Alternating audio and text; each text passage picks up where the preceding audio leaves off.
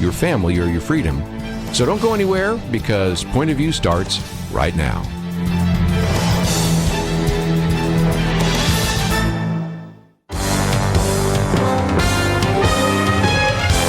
Across America, live, this is Point of View.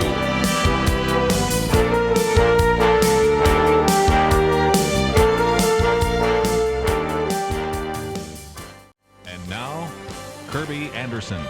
Thank you for joining me today. We're going to talk about a number of very important issues, but pull them together in a way that maybe you've never thought about before. And that is, if you've listened to this program any length of time, you know that sometimes we mention the name Francis Schaeffer. He used to say that sometimes we tend to see things in bits and pieces, and we don't see the overall worldview behind it. We don't see the connections between those. And if you think about some of the topics that we're going to be addressing this hour, we in the past obviously talk about issues like abortion and euthanasia, homosexuality, transgenderism, the hookup culture, and a variety of other topics that we will discuss. And yet they all come together because we have, if you will, kind of a secularist hostility to the body. Now, that may not be obvious at first, so that's why we certainly encourage you to stay with us as we talk about this new book written by Nancy Pearcey. It's entitled Love Thy Body, Answering Hard Questions About Life and Sexuality. She, of course, has been on the program with us many times before. You, of course, have heard us interview her on Total Truth, which was a Gold Medallion Award winner. She has certainly written many other books we've talked about, like Saving Leonardo, Finding Truth, and the list goes on quite a bit. She is a professor of apologetics and a scholar in residence at Houston Baptist University, is also the editor-at-large of the Pearcey Report and a fellow of the Discovery Institute Center for Science and Culture. Author of so many great books, but this one is another one destined to do very well and also to really begin to shake up some of your categories, both biblically and philosophically. So, Nancy Pearcey, always great to have you on the program with us. Well, thank you, Kerby. It's good to talk with you again. I would certainly want to encourage people to get a copy of this book. It's over 300 pages, Baker Books, 40 pages I counted of endnotes and bibliography, also a study guide. So even though we're going to work our way through it, and I think a lot of people are going to read the book as individuals, because you always include study guides, this would be a very good small group discussion as well, wouldn't it? Yes, I've already heard from a lot of people who say that their church is using it, their pastor is making plans to use it, both with the adult Sunday school and with youth groups. Many people may not realize that a book like Love Thy Body, though it deals with complex issues, is actually written at a 10th grade level. You can put your manuscript through the flesh reading scale, which is what teachers use to make sure that it's at a book is at the right grade level for their class. And Love Thy Body tests out at a 10th grade reading level.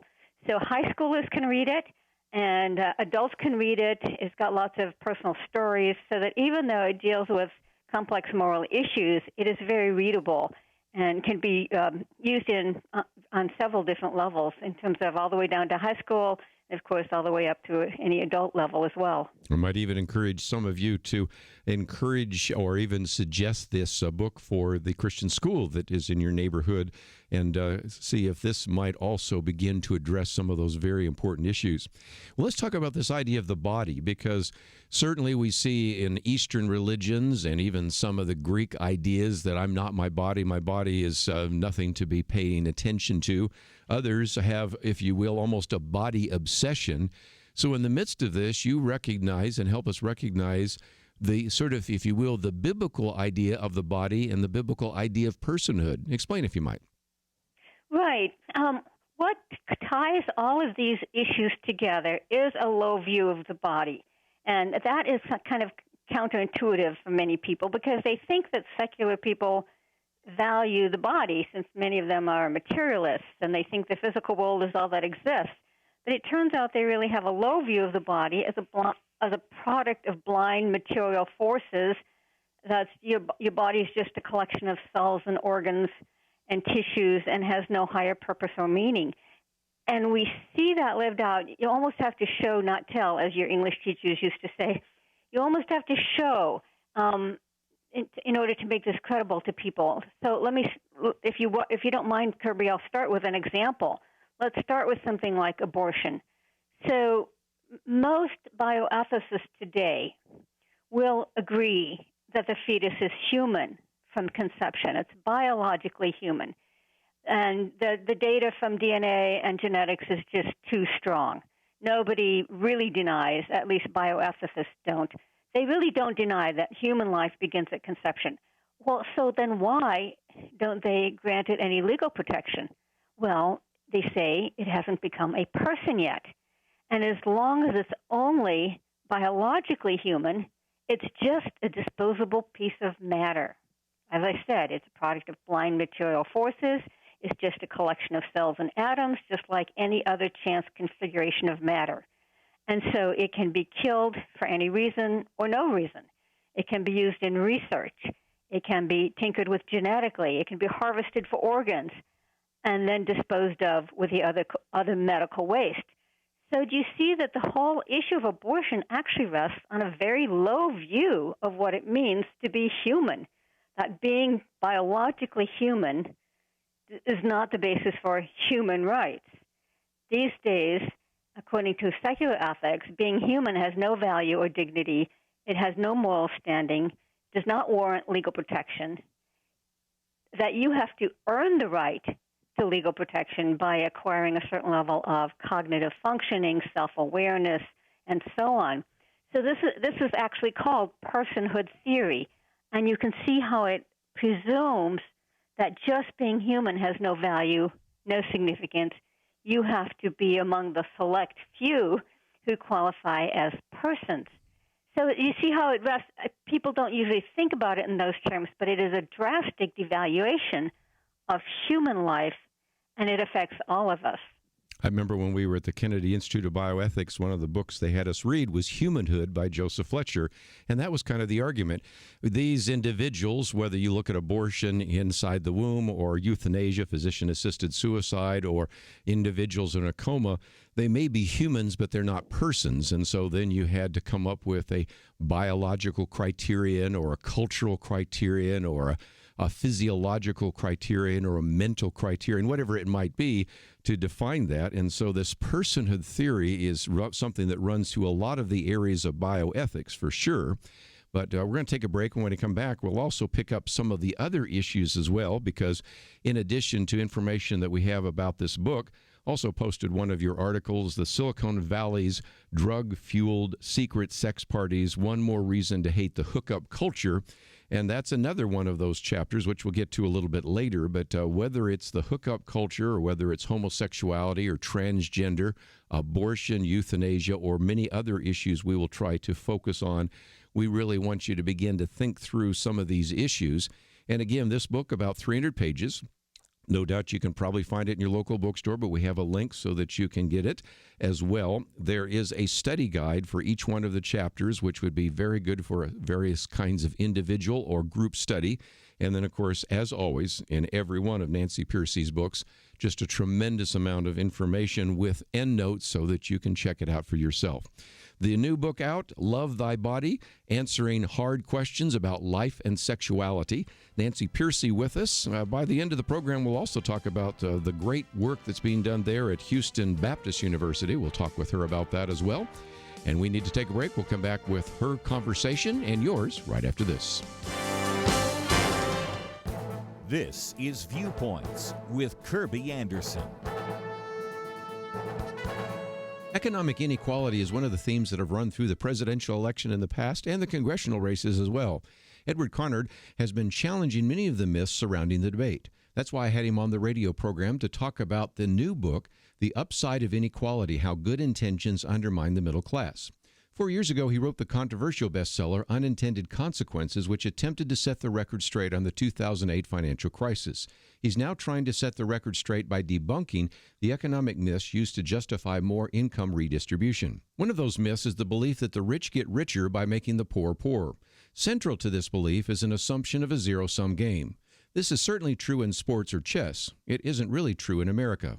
He makes the case that no other high-wage economy has done more to help the world's poor than the U.S. economy. Related to this is the myth that success is largely unearned. Not only does he address this myth in his book, but he also dealt with it in a recent op-ed in Time magazine. Politicians and economists pushing economic redistribution argue that the successful 1% achieve their wealth from crony capitalism. He notes that 70% of the wealth of the top 1/10 of 1% is owned by self-employed business owners who bested competitors to satisfy customers, not cronies, to earn their success. His book not only debunks various economic myths, but it also plots a way forward. He believes that the challenge facing America today is how to accelerate growth, employment, and wages in an economy. We also need to train America's talent to be more effective, and we need to lower corporate taxes and restrain perennial trade deficits without restraining trade. I wish more political candidates would read his book. I'm Kerby Anderson, and that's my point of view.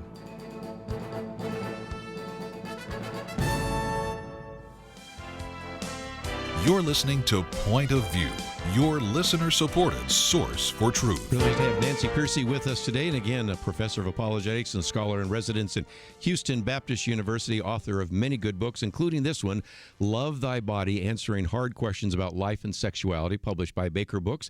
And Nancy, let's talk about the title for a minute, Love Thy Body. Throughout the book, you really talk about the need for us to have positive responses rather than negative responses. And you know as well as I do, and I speak a fair amount on college campuses and go into other venues where oftentimes Christians are known for what they're against. You're against abortion. You're not favorable towards the homosexual lifestyle and transgenderism and on and on and on. But what you want to do is bring us back to those things that could be a positive message. I've seen this sitting on a board that for many years talked about abstinence, and instead of focusing on the negatives, although we certainly educate young people about STDs and things like that, we talk about really, in a sense, don't say no, just say yes. In other words, yes to dreams and goals and things that are going to help you succeed. And I know really, in a sense, you wrote this book to provide positive responses in a situation where oftentimes Christians are only known for negative responses. That's right. And I just recently got an email from a friend saying, well, what about homosexuality? You know, don't we come across as just negative and judgmental? And how can we turn the tables by helping people to see, well, actually, it's the homosexual narrative that's negative and that's harmful because it's very demeaning to the body. Think of it this way. Nobody really denies that on the level of biology, physiology, anatomy, males and females are counterparts to one another. That's the way the human sexual and reproductive system is designed. So as a result, when someone adopts a same-sex identity, in essence, they are contradicting that design. Implicitly, they are saying, why should the structure of my body inform my identity? And why should my biological sex as male or female guide my moral choices? So it's actually resting on a disrespectful view of the body, and it also creates inner conflict between my biological identity and my psychological identity. It leads to an internal fragmentation and self-alienation. And so in my book, Love Thy Body, I tell lots of stories of people who found healing from that inner conflict. And how did they do it? They did it by choosing to base their identity on their body as a gift from God. One of them is a young woman named Jean Lloyd, and when she was in high school, she wore a tuxedo to her high school Christmas dance as a symbol of her lesbianism and lived openly as a lesbian for several years. And then she says, I began to trust that God knew my identity more than I did, that he wrote his image on my body as female. He designed my sexuality. And as she put it, I love this line. She says, to my own great surprise, a flicker of heterosexual desire emerged. And today she is married with 2 children. And so what was the key change? She accepted her body as a good gift from God. Our feelings can change, and they often do. So the most reliable marker of who we are is our embodied identity as male and female. So Christian morality is actually in tune with our biology. It leads to a sense of identity that's in harmony with our body. It's healing. It heals that inner conflict. So this is a positive message that we can bring to people, is that we we are coming to you as someone who maybe has same-sex attractions, not with just a negative message, but a positive message of the value, dignity, and beauty of your body as a gift from God. Since we're using an example of a woman, let me come to a section that you put early on in the book that I think is helpful. Why women love Christianity, how ancient culture humiliated women. Because when we've had people like Dr. Rodney Stark on this program and Dinesh D'Souza and a number of historians over the years, we can go through a long list, they point out that really Christianity was liberating for women. And today, of course, if you go to a women's march, you see feminist rhetoric, you go to gender studies, it's always how Christianity has oppressed women. So as a woman, speak to that issue for just a minute, because it does seem to me that that is another corrective that your book provides. Exactly. A culture that accepts things like abortion and infanticide is a culture that disrespects women.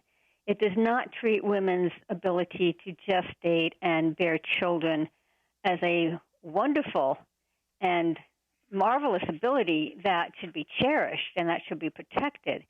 Instead, it treats women's ability, their biological function, as a liability, as a disadvantage, as a disability that should be suppressed using toxic chemicals, i.e. birth control. Hormones are a carcinogen. They're cancer-producing. And using deadly devices to kill the life within her. I mean, even when I was an agnostic, I spent several years as an agnostic before becoming a Christian in college, and even then I could sense that this is very demeaning to women.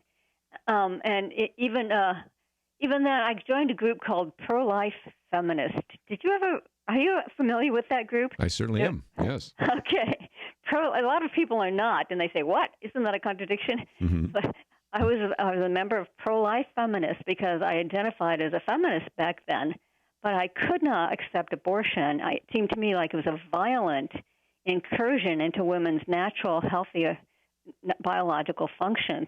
And when I found out that there was such a group, in fact, I found out that one of the founders of the group lived right down the street from me, so I jumped up, walked down the street, and knocked on her door to join the group. But Christianity has always had a high view of women over against the secular culture, certainly in the early church. One of the things that I was very unsettling when I was doing the research for Love Thy Body was to discover how much the early church had to stand against the ancient culture of Rome and Greece, because it was a very man-centered culture that had a low view of women, and a low view of marriage, and where abortion and infanticide were very common and killed a lot of women, by the way, and where a man was permitted, it was totally accepted for a man to have sex with just about anyone. The most common form of infidelity was sex with your slaves.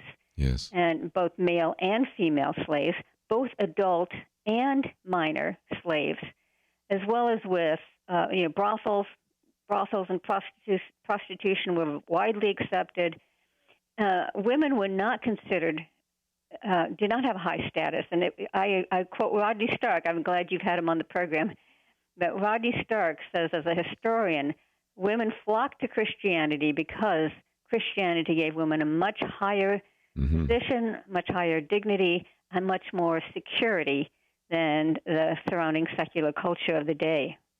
Let's, if we can, just before we take a break, talk about another aspect of this, because if indeed you are convinced that the body isn't of something that needs value, maybe it's because you feel that it needs to be improved. And so that brings us into genetic engineering, or a section you have on transhumanism, a topic we addressed maybe a year ago, but need to come back to.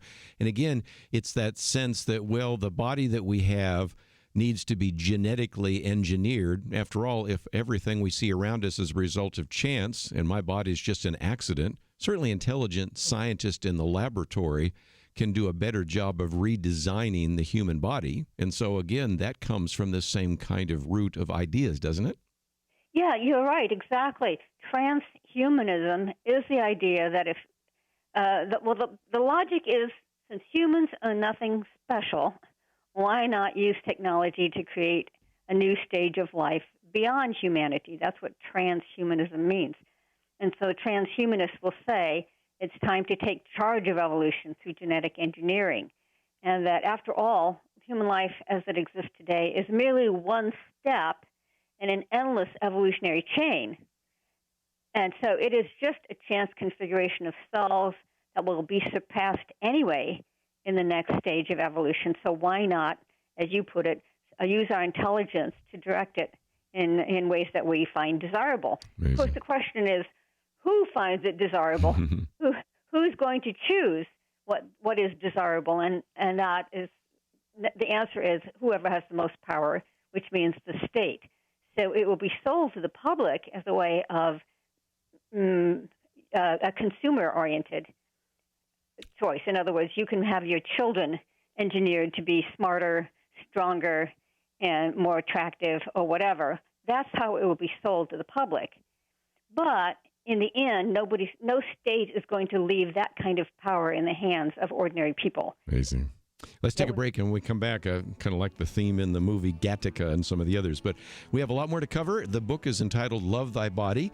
Nancy Pearcey with us today. It's published by Baker Books. If you'd like to know more about her, about the book, or even some of her recent articles, it's all available at our website, pointofview.net. We'll be right back.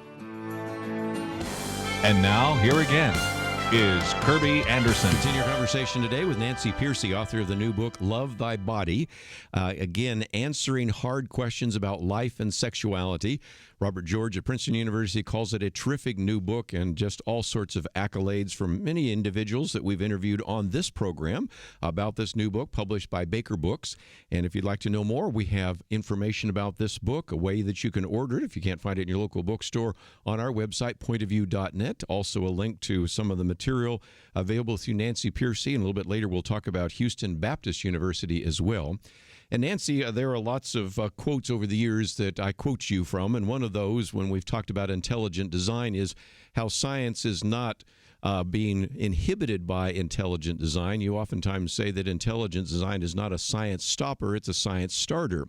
Well, let me apply it here, because we are told so often by people that are critical of a Christian viewpoint or a conservative viewpoint that you people are anti-science. Well, I got 2 degrees in science. You wrote a book called Soul of Science, and you understand science. Science tells me that human life begins at the moment of conception.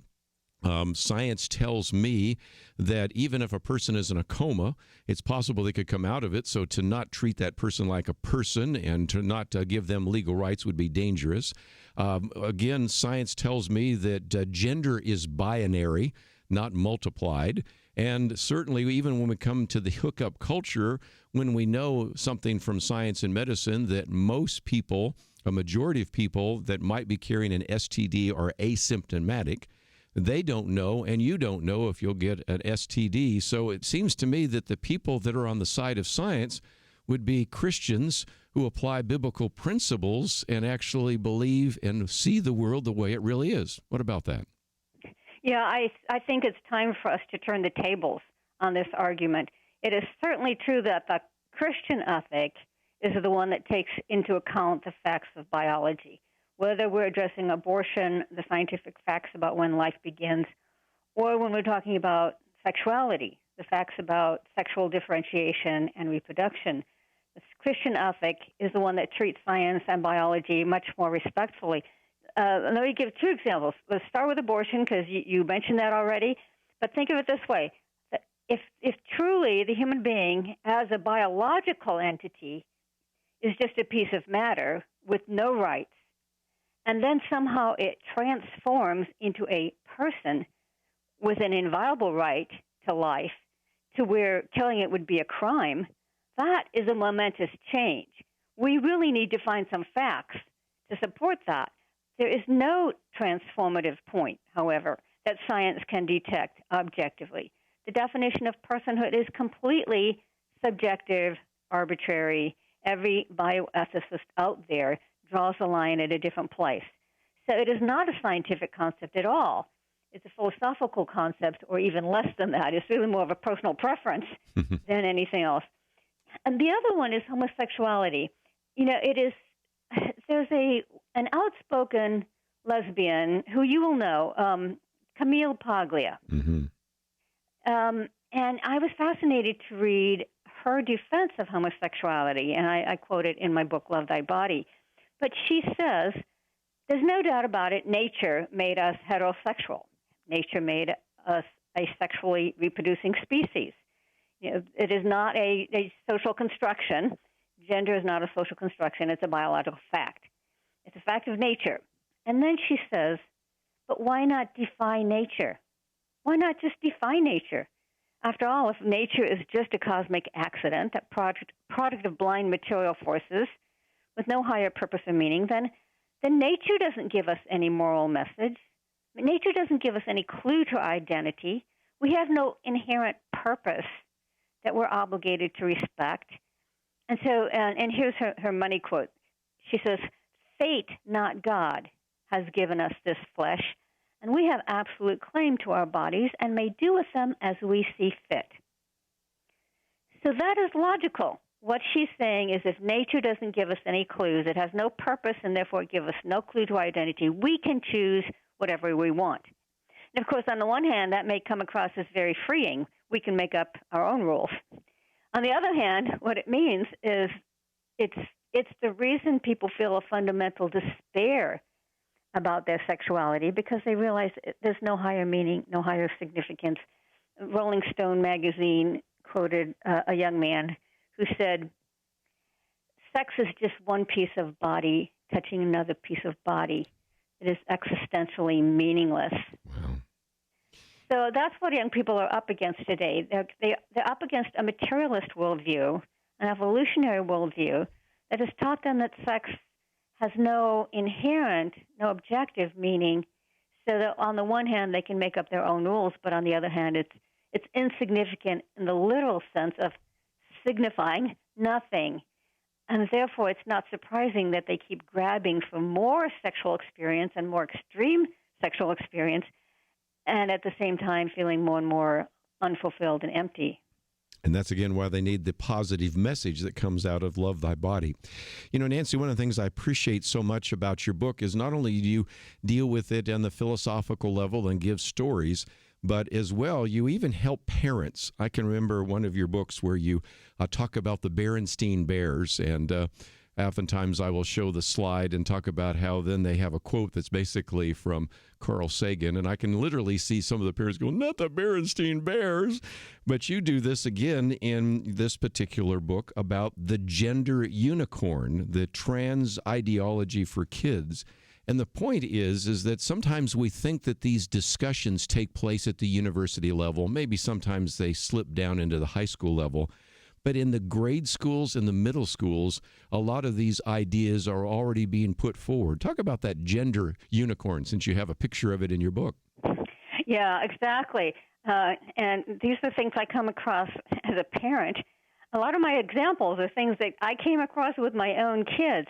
But the transgender ideology is once again the same logic, the same denigration of the body. Because what is it saying? It's saying gender has nothing to do with your biological sex. There's a BBC documentary, and it put it this way. It said at the heart of the debate is the idea that your mind can be at war with your body.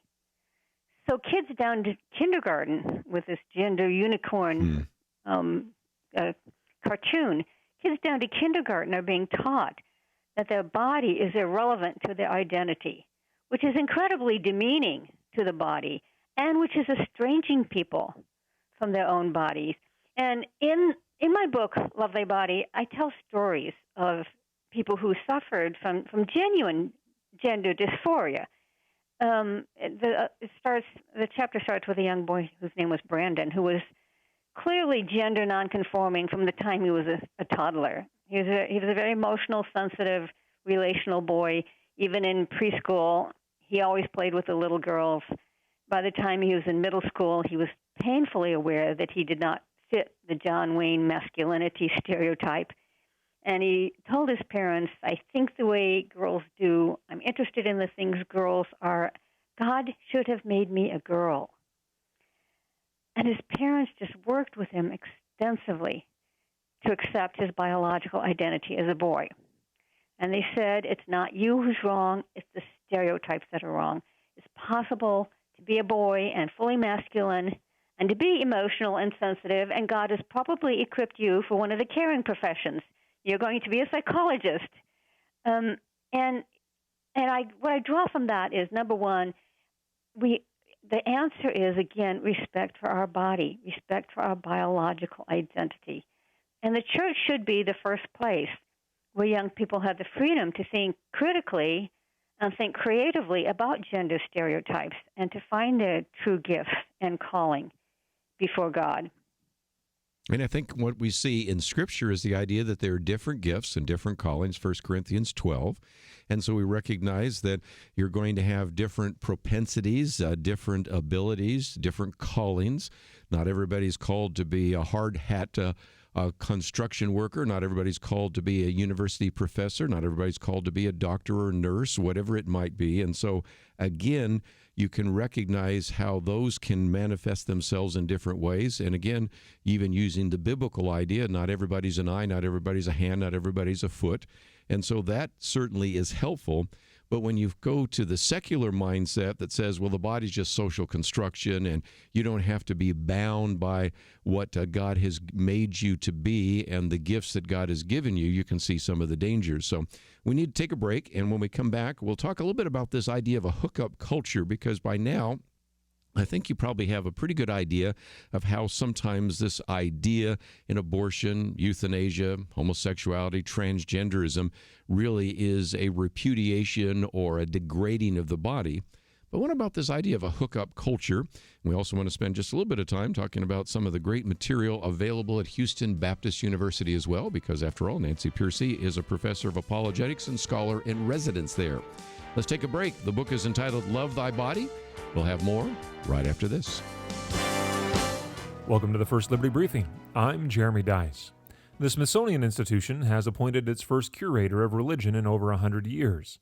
Peter Manseau, the new curator, explains that you can't tell the story of America without the role of religion in it. According to Manseau, among the first exhibits to be displayed will be a church bell crafted by Paul Revere, Thomas Jefferson's Bible that cut out the portions he did not believe, a manuscript from the Book of Mormon, a Muslim text that once belonged to an African slave, and even a Torah scroll damaged by Hessians during the War for Independence. Manseau also intends to display a compass used by Roger Williams to find his way to Rhode Island when he was exiled from Massachusetts for his religious beliefs, a display that Manseau hopes will help Americans ponder what religious liberty looked like in the context of the founding of our country. The new curator is right. You cannot tell the story of America without telling the role religion has played in making our country what it is today. And that includes the role of religious liberty. These artifacts from our history point to the real stories of Americans committed to the historically radical idea that government respect a person's right to honor his conscience before God.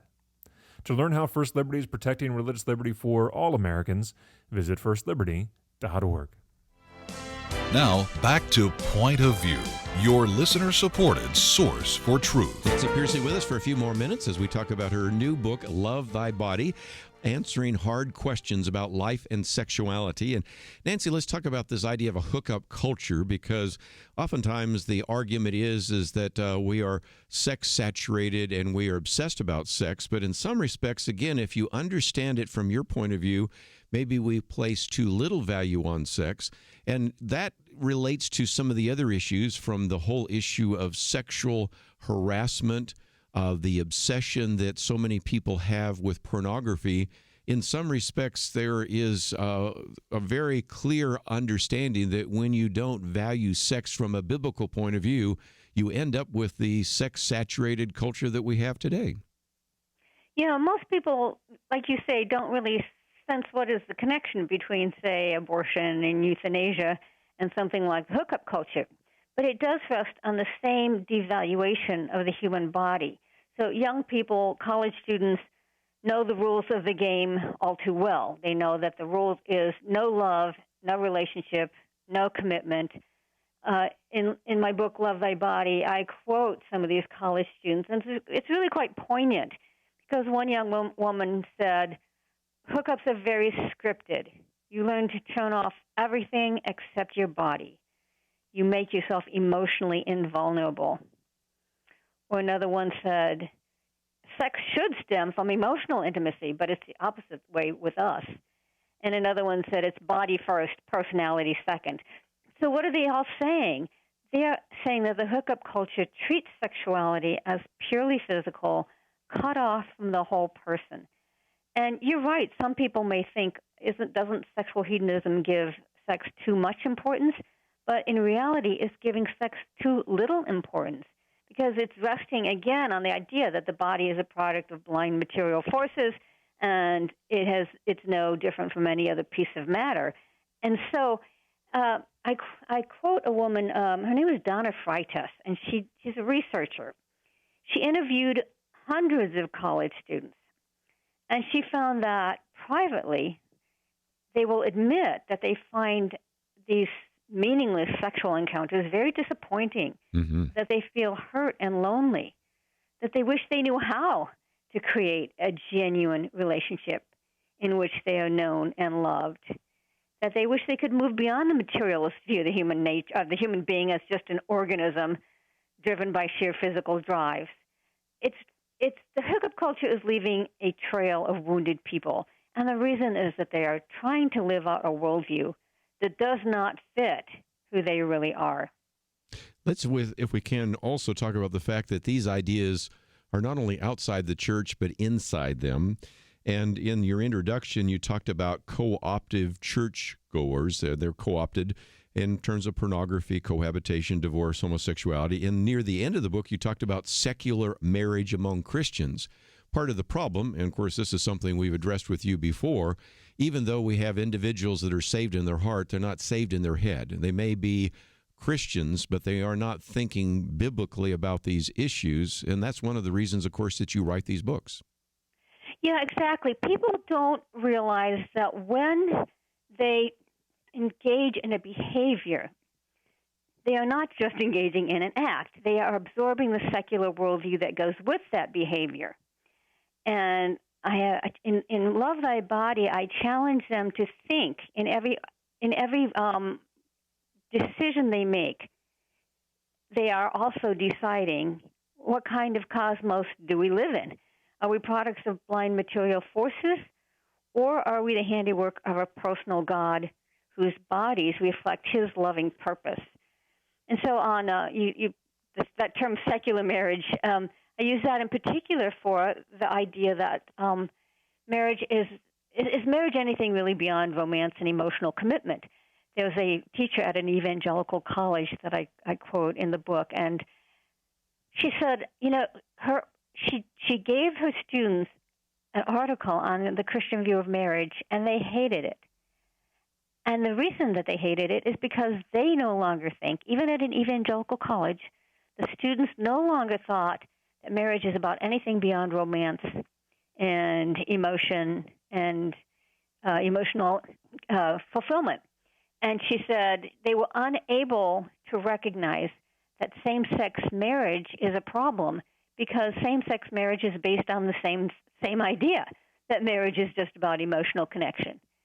And so in their view, the only reason you would oppose same-sex marriage was if you were some kind of a literalist who relied on a few disparate Bible verses. And they were unable to see that there's a worldview at stake, not just a few scattered Bible verses.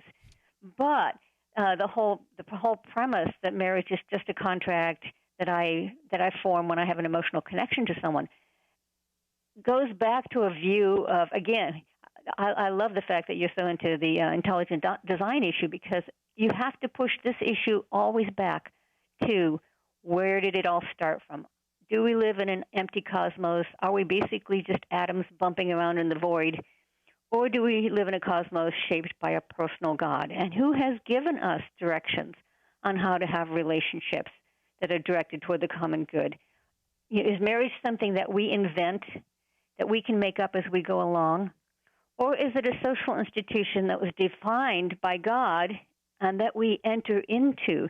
The lovely language of the older marriage ceremonies was, we enter into the holy estate of matrimony. And it's not something that we invent or that we create, but it's a pre-existing reality defined by God that we enter into.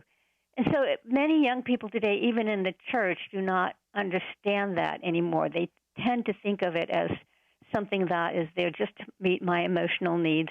And once it stops meeting my emotional needs, well, God wants me to be happy, so I can leave. So this is what I'm addressing in especially the last chapter of Love Thy Body is, are our social institutions essentially contracts? Contracts are something we invent, we define the terms, or are they covenants? Are they covenants where God has defined them and they are in line with who we are created to be, and we find our greatest fulfillment in living out covenants that God has given us? And again, covenants, commitments versus contracts. Just about out of time, let me just mention that we have a link to your website, nancypearcey.com. Don't even have to know how to spell that. It's all available on our website. Also, let me just again encourage you, as we have when we've had various guests that are with Houston Baptist University, to check that out, hbu.edu. And not only, Nancy, can they attend in person, but I know there's all sorts of other ways in which they can participate as well. So thank you so very much for writing this book. Again, it is entitled Love Thy Body, Answering Hard Questions About Life and Sexuality, published by Baker Books. And again, we have information about that on our website. So Nancy, look forward to the next opportunity to talk with you once again.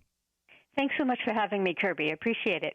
We're going to take a break, and when we come back, we'll give you a chance to make some comments. I know some of you wanted to join us in the first hour, but I wanted to give her a chance for you to hear from her. But perhaps you have some comments about what we've already covered. Of course, we've covered such issues as abortion and euthanasia, homosexuality, transgenderism, and the hookup culture, to mention just a few. Ben Carson is being criticized right now by an atheist group because he's praying and have a Bible study. Oh, horrors. We're also going to get into a couple of statements being made that are really kind of silly statements about immigration.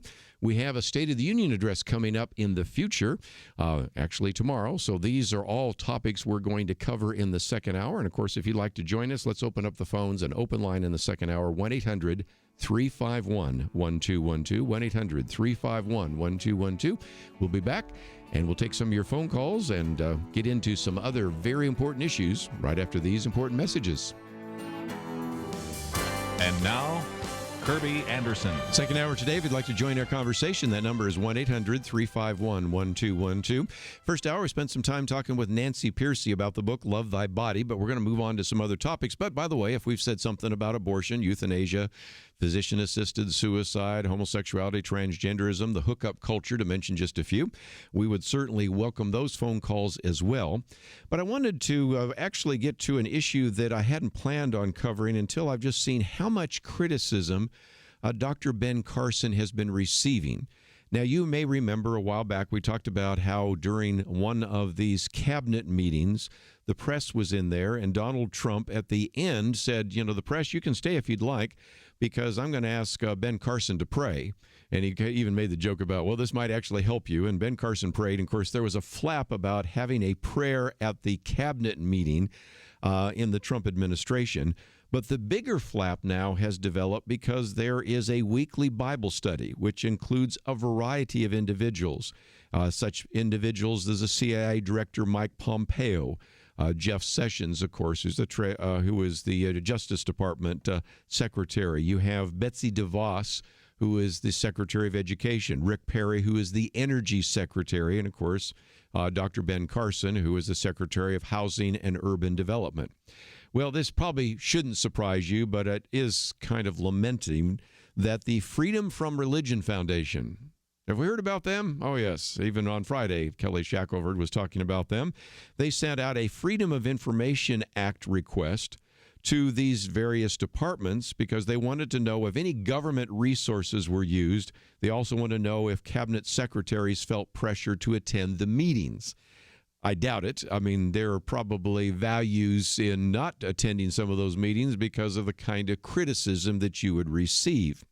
And so the question I want to put on the table for just a minute, in case you want to join us, and then we're going to move on to some other topics, is the response from Ben Carson. Because what he said is, I will not stop being a Christian while in the service of my country.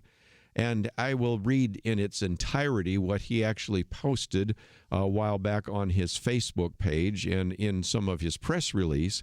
But this has caused the Freedom from Religion Foundation to really almost go into orbit, because once they filed their Freedom of Information request, according to the Department of Housing and Urban Development, the request fee can be waived, only waived when the information will significantly aid the public's knowledge of how the government operates.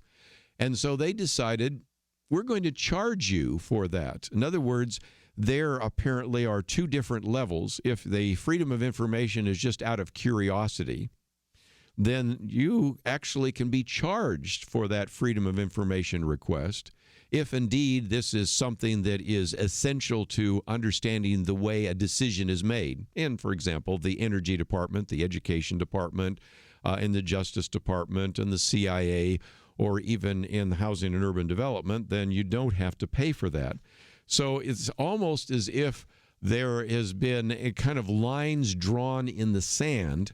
And so what you have right now is the Freedom from Religion, from Religion Foundation, I should say, actually has sued the Department of Housing and Urban Development, and they've sued Secretary, or Dr. Ben Carson. And so they've been joined in the legal action by another group called Citizens for Responsibility and Ethics in Washington. And so what Dr. Carson has said is I'm just not going to be intimidated. So let me, if I can, read this, and then I'd love to hear your comments. If you'd like to join us, 1-800-351-1212. Do you think Dr. Carson should back down and simply say, okay, this maybe is not appropriate for members of the Trump administration to meet once a week for a Bible study, or should he stand his ground? I'd love to hear what you have to say about that. But here's the full text of Dr. Ben Carson's remarks. He said, the Freedom from Religion Foundation and the Citizens for Responsibility and Ethics in Washington are apparently filing a lawsuit against HUD and me, alleging that they are being treated unfairly because they're required to pay a standard fee when requesting information through the Freedom of Information Act regarding my participation in a weekly Bible study for cabinet members. They are fearful that a hot beverage or a bagel may be consumed at the expense of taxpayers, or that staff may be coerced to participate in religious activities against their will. He says, first of all, taxpayer funds are not used to support the ministry, and secondly, no staff are involved in the Bible study. More importantly, I refuse to be intimidated by anti-religious groups into relinquishing my spirituality or religious beliefs. One of the principles of our nation's founding is freedom of religion. I will not stop being a Christian while in service to this country. In fact, it is my faith that helps me serve the nation even better. The relentless attacks on the spirituality of our nation must be resisted. We are not like everyone else, which is precisely the reason we rose so rapidly from obscurity to become the most powerful and free nation in history. He then concludes by saying, we sometimes smugly say that we won the Cold War with the Soviet Union, but it was Joseph Stalin, the Russian tyrant, who said the United States could be destroyed from within by eroding three things: our patriotism, our morality, and our spirituality. These things are currently under severe attack, and we, the people, must decide who we are and what we stand for. If we don't, the ending of the Cold War might change dramatically. So again, he's made this point about the fact that he refuses to be intimidated by anti-religious groups into relinquishing his spirituality and religious beliefs. Makes the case that he actually perhaps is functioning more effectively because of this. So over the next couple of weeks, you may be hearing more about this. I wouldn't be surprised if tomorrow night Donald Trump maybe even mentions this, that various cabinet members get together for a weekly study. He may not, but if he does, at least you'll know where it comes from, because it has to do with this lawsuit, which has been brought first by the Freedom from Religion Foundation, as well as other groups, Citizens for Responsibility and Ethics in Washington. So what are your thoughts? Is Ben Carson just making a big deal out of nothing, or is this something worth taking a hard stand on? We are learning more and more every single day about the fact that there are times in which there are prayers at the cabinet meetings and in other meetings in the Oval Office. We're hearing about Bible studies. We're hearing about a significant number of Christians that have actually been serving and are continuing to be nominated and confirmed for various positions within this administration. So what are your thoughts about that? If you'd like to join us, that number is 1-800-351-1212. I know some of you actually voted for Ben Carson when he was running for the presidency. He now serves, of course, as the Secretary of HUD, Housing and Urban Development. And so I'll come back and maybe take some of your phone calls. But I'll also get into another issue because we're starting to see more and more of these companies. As a matter of fact, about 250 that we can count so far that actually are paying bonuses, usually $1,000 bonuses, sometimes as much as $3,000 bonuses. And the reaction from the Democrats has been interesting, and that is, well, Nancy Pelosi referred to these bonuses as crumbs, pathetic, insignificant. And, of course, you have Debbie Wasserman Schultz, former chairwoman of the Democratic National Committee, saying, well, I haven't seen too many bonuses more than $1,000. And so I want to come back and talk about whether $1,000 makes a difference to you and your family. If you'd like to join us, 1-800-351-1212. We'll be right back. And now, Kerby Anderson. Thank you for joining us. You know, if you've listened to this program any length of time, we oftentimes like to tell you a story of salvation. We certainly like to talk about prison ministry. We like to give you some stories that might be of great encouragement to you. And so all of that is going to happen this hour as we are going to be talking about this book, Unshackled, From Ruin to Redemption. It is a story of Gene McGuire. It is an incredible story. I first heard about it through some of the people that were working with Greg Laurie. Matter of fact, he does the foreword to the book.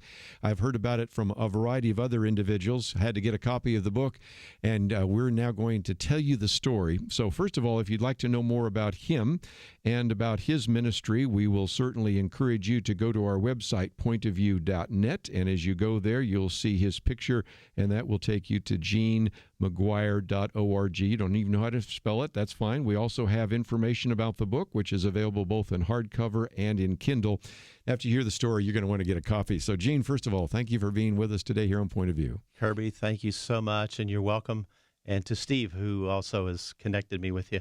Yes, Appreciate and just great opportunity. So let's, if we can, tell the story. And I'm sure you've just got tired of telling the story, but take us back to 1977. You're a 17-year-old. I guess maybe tell a little bit of your family background, because that's something really key in the book to explain why you were doing what you were doing that particular night. Yeah, I definitely was a athlete, a high school sophomore at the time, and I had lettered both in track and field and excelled beyond what I could look back now and see. But I was also grew up in an alcoholic family where alcohol was a staple on our dining room table every day throughout the day, and it was just a way of we use alcohol to cope.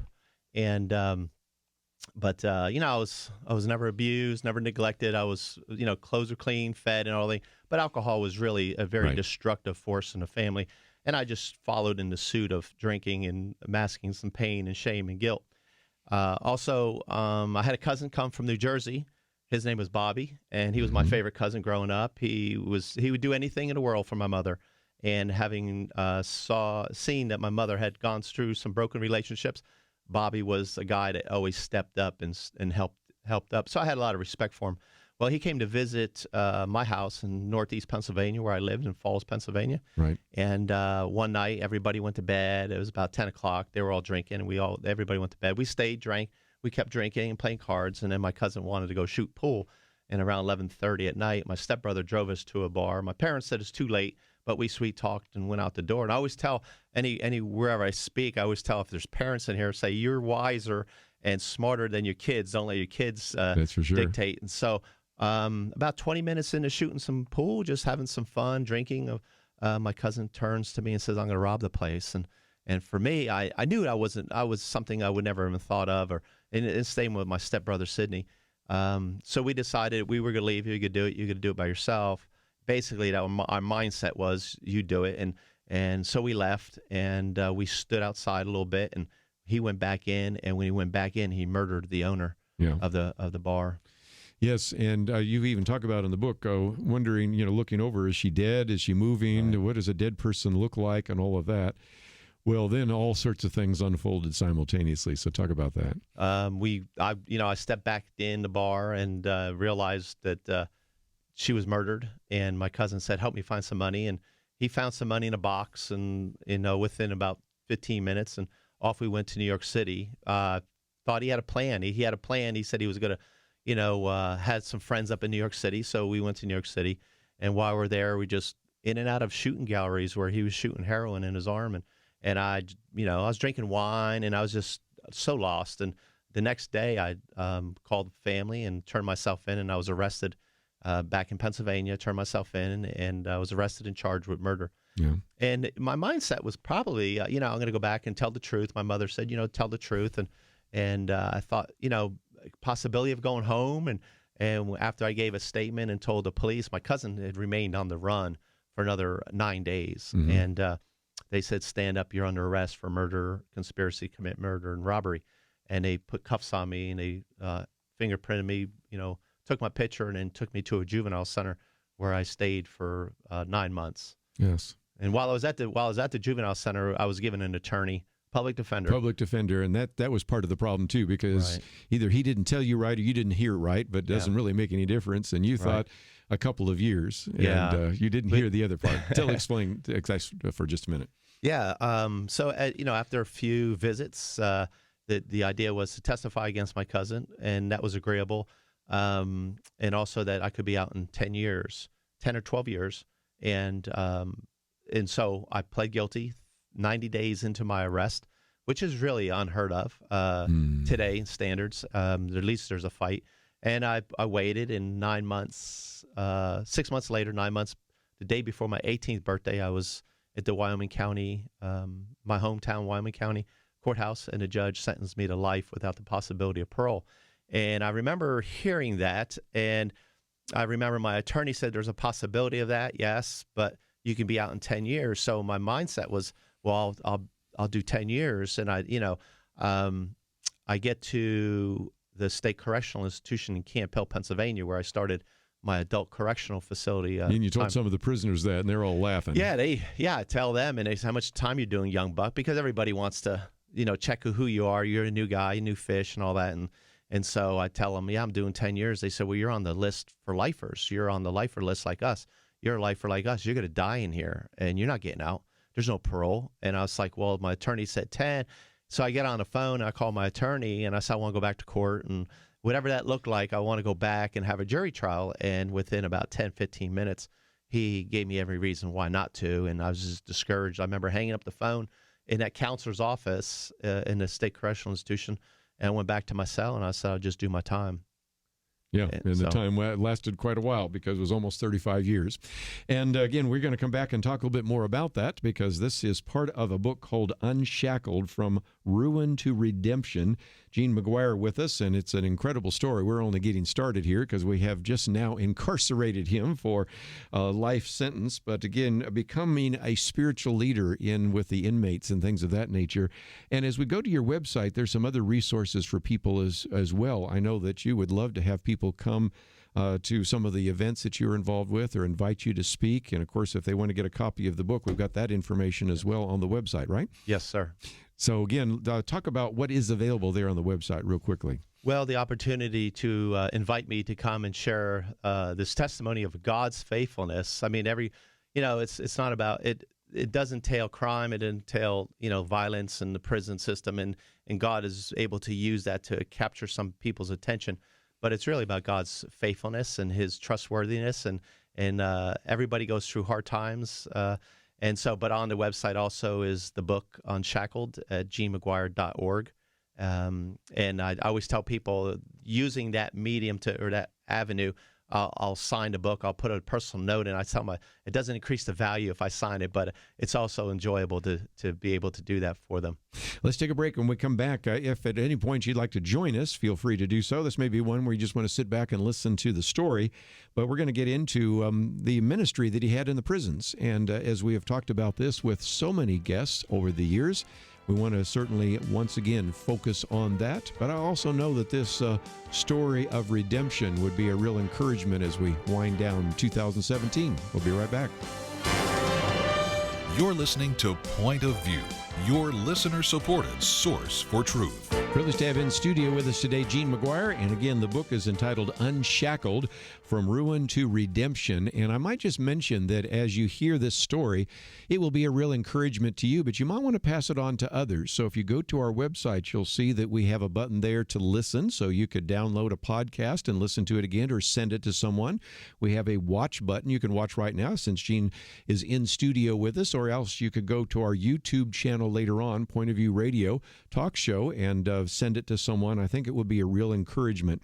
And Gene, we talked a little bit about the crime that you did not commit, the crime that you were sentenced for life to, because Bobby was the one that killed the woman, not you.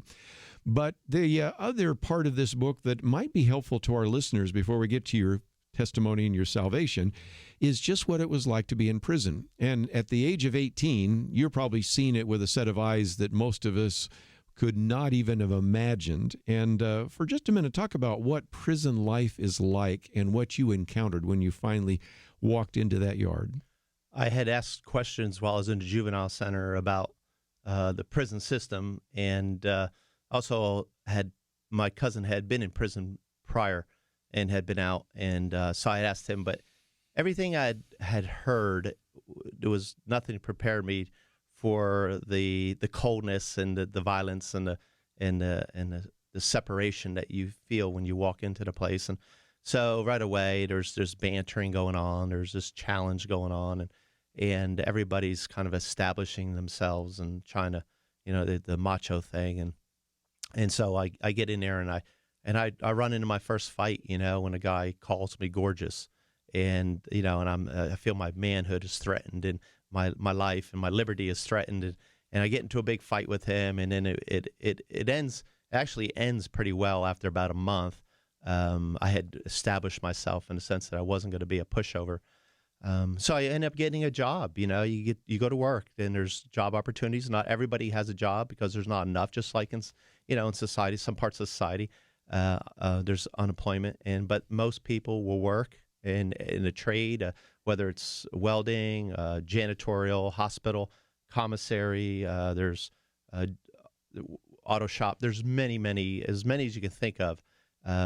And so you go to work, from 8 to 4. I think your first job was welding, wasn't it? It was a welding, yeah. And I kind of faked my way into it. I had done a little welding in high school, and the guy, they had signed it to me, and the guy said, "Can you weld?" And I said, "Yeah, sure, I can weld." And I just hoped that what I did in high school was able, and actually was my first project was the screen. I didn't know it. The screens that were on the buses to transport inmates, and I've learned later, that's what I designed, or that's what I built and welded. So I did that, and then I worked in the hospital as an orderly for 4 or 5 years.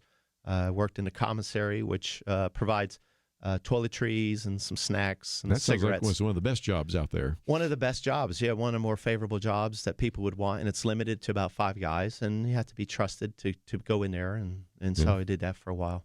And I learned something from the book that the job you don't want is the kitchen, right? And the kitchen I had never even thought about that, because not that I'm planning on going to prison, but ever was, I can do something there. But apparently there's a reason why some will even go to solitary confinement rather than be assigned to kitchen duty. Talk about that. So there are a few jobs in the kitchen that people like, mainly the cooks or in the back of the kitchen, but mainly there's just a lot of downtime while you're there, 6-8 hours.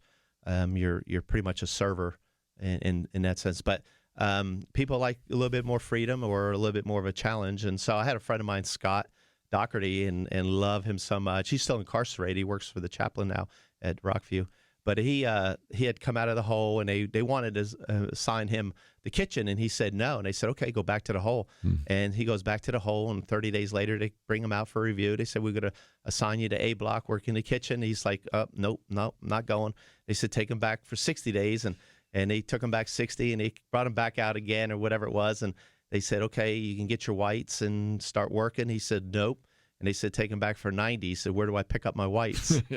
So he went to work in the kitchen, but it's not one of your more favorable places because of the time you spend there inside the kitchen and there's not a whole lot of work going on at that time. So, talk about this for just a minute. I want to help our listeners recognize that if you're going to deal with those in prison that are lifers, what kind of switch in your brain, mindset do you have to create to say, I'm going to be here the rest of my life? How did you cope with that, especially at the age of 18? I think one day at a time, and I say that today with hindsight, but I think it is you go into a survival mode. I still have family and friends at the time early on. A lot of high school friends, they would write to me, and everybody has a life to live, and they move on. And so after 4, 5, 6 years in the prison system, you're pretty much on your own. You have family members, but you go into a survival mode of like, if I could just get through this day. We have 3 meals, we have a shower, we have some yard. We got a job. If you don't have a GED, I didn't at the time, and I went on and got a GED, a general equivalency diploma. And so you just do the little things consistently, and that's one thing about prison. It's very routine, and you can count on it. The clock clicks and doors open, and the only thing that interrupts it is the violence and the fighting and the stabbings and the upheavals that occur because of pressure. Some people may not understand this, but I've run into people over the years that when they were in prison, it was an ordered life. And then when they left, they didn't know what to do with all that freedom, and they committed a crime so they could go back to this ordered life. I mean, again, some people can't even imagine why you would want to go back to prison, but for some people, it was more security than what they have on the outside, right? Yes, and I think prison is a very controlled atmosphere, and I had a very wise friend who's dear to me, Larry Titus now. He told me, if you don't learn self-discipline, you'll destroy yourself. He said, because the prison is a very controlled atmosphere. So learn self-discipline. Well said. Yeah. Well, we got to get you saved here, so let's do that, because this is an incredible story from ruin to redemption, and it's just an incredible story. So see if we can get that in before the next break. Okay. Attended a 9.5 years into my sentence. Had got caught up in the drugs and the meth and the painkillers. It was something I was looking for to mask some of the pain and shame and guilt, and I found it. And about 2.5, 3 years getting high pretty much each week. And somebody invited me to a weekend revival called Prison Invasion 86. And it was a Friday, Saturday, and Sunday night event. And so I went Friday night, and I walked into this prison chapel, and it was full of about 300 men and about 100 men from the outside. Music was playing, and hands were raising, and it was just an atmosphere in there that I never even would imagine church was like. A lot of worship and praise and singing. And I heard the pastor speak about the gospel. Jesus died and rose again, and real men make commitments. And one of the things that challenged me was I didn't make a commitment, but they kept saying real men make commitments. Real men, because you have that in the book. Yeah, go ahead. And I didn't. And I went back Saturday night, and again, the message, Jesus died, he rose again, and in him there's eternal life. And I knew what it is to do life without parole, but I heard him saying eternal life, and I'm thinking, I really want, I had friends that were Christians, and I really wanted to know. And at the end, of course, I didn't make a commitment, but at the very end of the service, a man walks up to me and says, "Have you made a commitment tonight?" And I was like, I cannot get away from this. And I said, no. And I asked him, I said, "Are you a Christian?" And he says, "Yes." And I said, "Well, how long have you known Jesus?" He says, "Since I was 4 years old." I said, "You know Jesus since you're 4?" And he says, "Yeah, at 5, God called me to be a missionary." And he said, "Wait right here." And he left. He came back. He gave me his business card, and his name was Pastor Larry Titus. He had a church, Christ Community, about a mile or so from the prison. And he said, "If you need shoes, money, a book, you need a Bible, you need someone to talk to, give me a call." And it just kind of blew me away that this guy doesn't know that I'm a lifer. He doesn't know that I'm putting a needle in my arm shooting meth. He doesn't know that I'm caught in pornography. He doesn't know that I'm a mess. And he just offered me everything, and he says, "Just give me a call." Well, I didn't make a commitment tonight. I go back Sunday morning, challenged, my hands sweating, stomach churning, and I heard the gospel. Jesus died and rose again. And this time was something different. I believe that he did it, but I believe he did it for me. And I needed that. And that's when I went up front. I got on my knees, and they led me through a sinner prayer. Simple as this: Jesus, come into my life, set me free, forgive me for my sins. And I was set free. We're going to take a break, and there's a lot more to tell, and it's all part of the book Unshackled, From Ruin to Redemption. Gene McGuire in studio with us. I would encourage you to watch it and to pass it on to others. And don't forget, as we come to year end, we're also encouraging you to help us out. A gift that you give to this ministry will be double because we have a $65,000 matching challenge, and so please take the time to go to the website pointofview.net, or of course the order line number if you'd like to talk to someone off air and make your pledge, 800-347-5151. We have a lot more to talk about, the ministry that Gene had in the prisons and the ministry he has now. All that coming up right after these important messages. And now, here again is Kerby Anderson. Continue our conversation today with Gene McGuire, who's in studio with us. If you'd like to join us, 1-800-351-1212. That's probably be one where you just want to sit back and listen, but perhaps you want to share your own story of ministering in prisons. And if you'd like to do so, we certainly do welcome your phone calls, 1-800-351-1212. The book is entitled Unshackled. The foreword by Greg Laurie, as well as other endorsements by James Robison, who's been on the program with us, and a variety of others. And you mentioned Larry Titus, there he is one of the endorsers as well, and many other people that we've had a chance to interview here on the program. Okay, Gene, we got you saved, but I want to talk about all the ministry that you did then for almost 30 years as well, 20 plus years in which you are in prison now, because now you've gone forward, you've accepted Jesus Christ. Talk about your Christian growth and the ministry that you had there. Absolutely. Larry Titus, as he said, he started to visit me, and he would visit me on Monday, and whatever he taught his church on Sunday, he would come in and recap some of his sermon. He would buy me lunch and a soda, whatever we talk. He'd tell me a funny story, a testimony. It was very testimonial, and it was like Jesus in shoe leather. And one of the things that he really instilled was discipleship. And so as I was being discipled, it was just natural to disciple other men. And so whatever I learned, I would pass on. I really would. I would go back and I would read it, study it, memorize it, and then I would try to teach it to other men and whoever God put in my life, and at first I was always looking around and saying, I want to see that guy get saved. And there was always guys around me. And the Lord says, I put people around you, work with them. And so it was kind of those lessons that I learned that was really good. And we would meet in the yard. We would gather with no real plan other than just get together. And we would read a couple verses. Sometimes I'd put a little Bible study together. Sometimes I would share testimony or something I read. I started becoming really a big reader on books. And so I whatever I learned, I would just share with other men. And we would see guys get, saved. We'd see guys get healed. We'd see guys turn their hearts around. We'd see guys come back to the Lord. There's a lot of men in the prison system who tagged along in church. They know church really well. Some had made a commitment and fallen away or whatever they did. But so we saw a lot of men get restored. And we saw marriages, guys that, wives left and came back. It was just about prayer. And so that's what we did. But we'd always be faithful, go to church on Sunday, and we'd have our fellowship, and then every now and then there'd be a special services. But the main ministry was really going on in the prison cells and in the yards, and so that's what we did. Interesting. Now, talk about how that relates to, first of all, what was happening inside the prison, because you had church services and chaplains, and then those outside that as well. What how did that all come together? Because I know as we go to some of the phone calls here, someone want to talk about, okay, as an outsider, what can I do to help you if you're already doing ministry? Yeah, there's definitely there's Yoke Fellowship. There's a lot of ministries that come in, and they come in on Monday or Wednesday or whatever. They come in and they share from the outside. And I think one is that they're equipping with good doctrine, because without good doctrine, it's a messed up life. Right. And so that's essential and that's helpful. The other thing is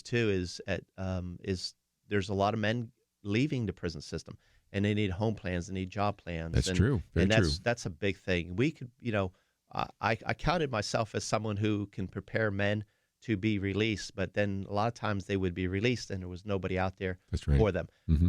Twofold. One is that they may not have reached out and built bridges and networked as they should have for over the years, apologizing and all that. And I always encourage men, while you're here, build relationships with your family, build relationships with your community, because you're going to go back there. And the other thing is sometimes people are just really hands off. If you say have a felony, they're hands off, and that's a shame, but that's the reality of our world. Yeah. Let's take some phone calls along the way, and we'll head to first South Carolina. Virgil, thank you for joining us today. You're on with Gene McGuire. Hey, thank you very much for having me on your show. I just wanted to say I commend prison ministry so much. I had an opportunity to do it in the past, and you go in there and you're thinking that you're going to do all this great ministry to these guys that are in prison and incarcerated, and you in fact turn around and you're a minister too. I found that to be the case in my life, and I don't think prison ministry gets enough kudos. I don't think the guys that take the time out to go and minister to these guys are spoken of enough, and I believe with all my heart that this is the ultimate turnaround when these guys come to faith in Christ and they're released.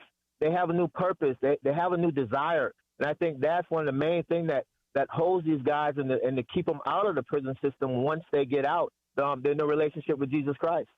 I would agree.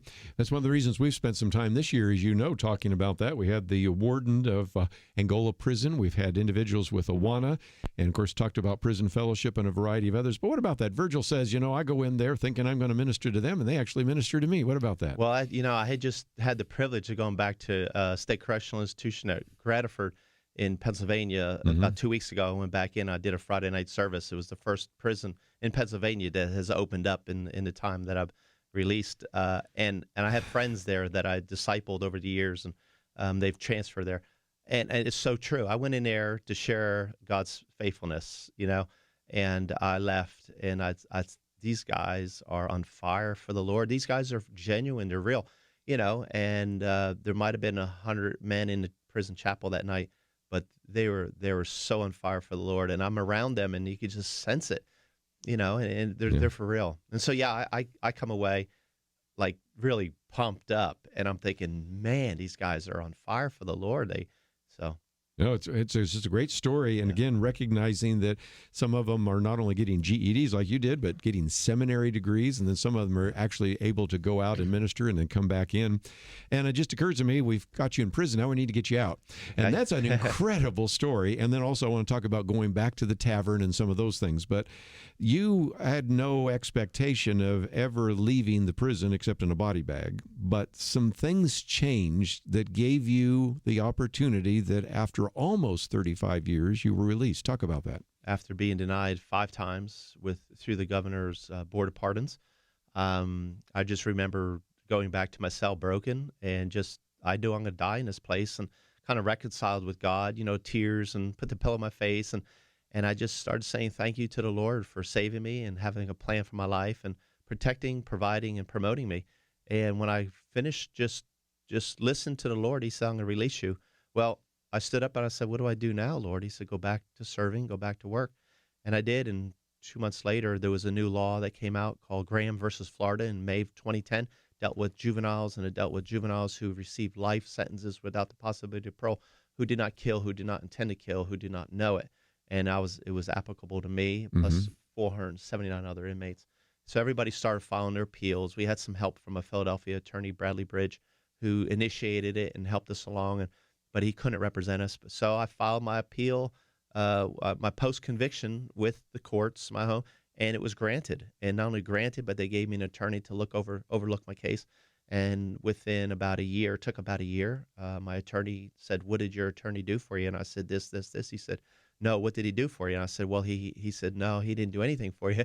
He pled you into an illegal plea agreement. He, led you into an unconstitutional sentence. And he said, but we need the courts to take a look at it. And so it took about 22 months to go back into court. And I found myself on April 3rd, 2012, shackled and chained with an orange jumpsuit on and standing before the judge. And it was a small hearing. They had already ruled my life sentence was unconstitutional. They threw that out a few months earlier.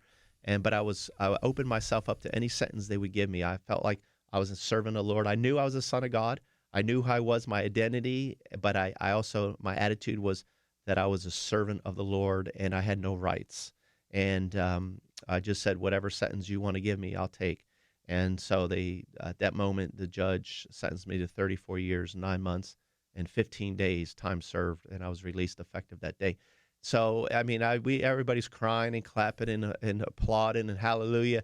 and I had a courtroom full of people, friends that I had just built relationships with, because God told me one time when I was in a prison, said, Gene, relationships are more important than your projects. That's right. And so I was released, and and someone yelled, "Unshackle him, release him from his chain." And so they came over. Yeah, they came over and they unshackled me, and my sister's climbing over a chair to get to me, and the sheriff's saying, "Hold on, Mary, hold on." And she goes, "No." She goes, "I waited years. Yeah, I waited so long on my way. So Hmm. next thing you know, it was surreal. I was released, and they hand me some clothes. They said, "Gene, you're free to go. Mary, take your brother home." And so that began the process of walking out of that courtroom as a free man. And Well, and again, we've got some pictures of that in the book. So again, as you get the book, it's going to be fascinating to read because it's 270 plus pages, but the pictures in there will give you an idea of what it looked like that day. And when we come back, I want to talk about the fact you went back to that tavern. You actually ran into the judge, and there's some really interesting stories there as well. All part of the book called Unshackled, From Ruin to Redemption. If you'd like to know more about Gene McGuire or the book, we have all of that at our website. We'll come back and talk a little bit more about what's available through him and his ministry right after this. Now, back to Point of View, your listener-supported source for truth. Gene McGuire in studio with us for a few more minutes as we talk about his book, Unshackled. And again, we've taken some of your phone calls, but if you didn't have a chance to get through, let me just mention that we have a link to his website. We'll talk more about that in just a minute, because if you would love to have him come and speak to your group, he certainly can do that. If you'd like to get a copy of the book, we've made that available as well.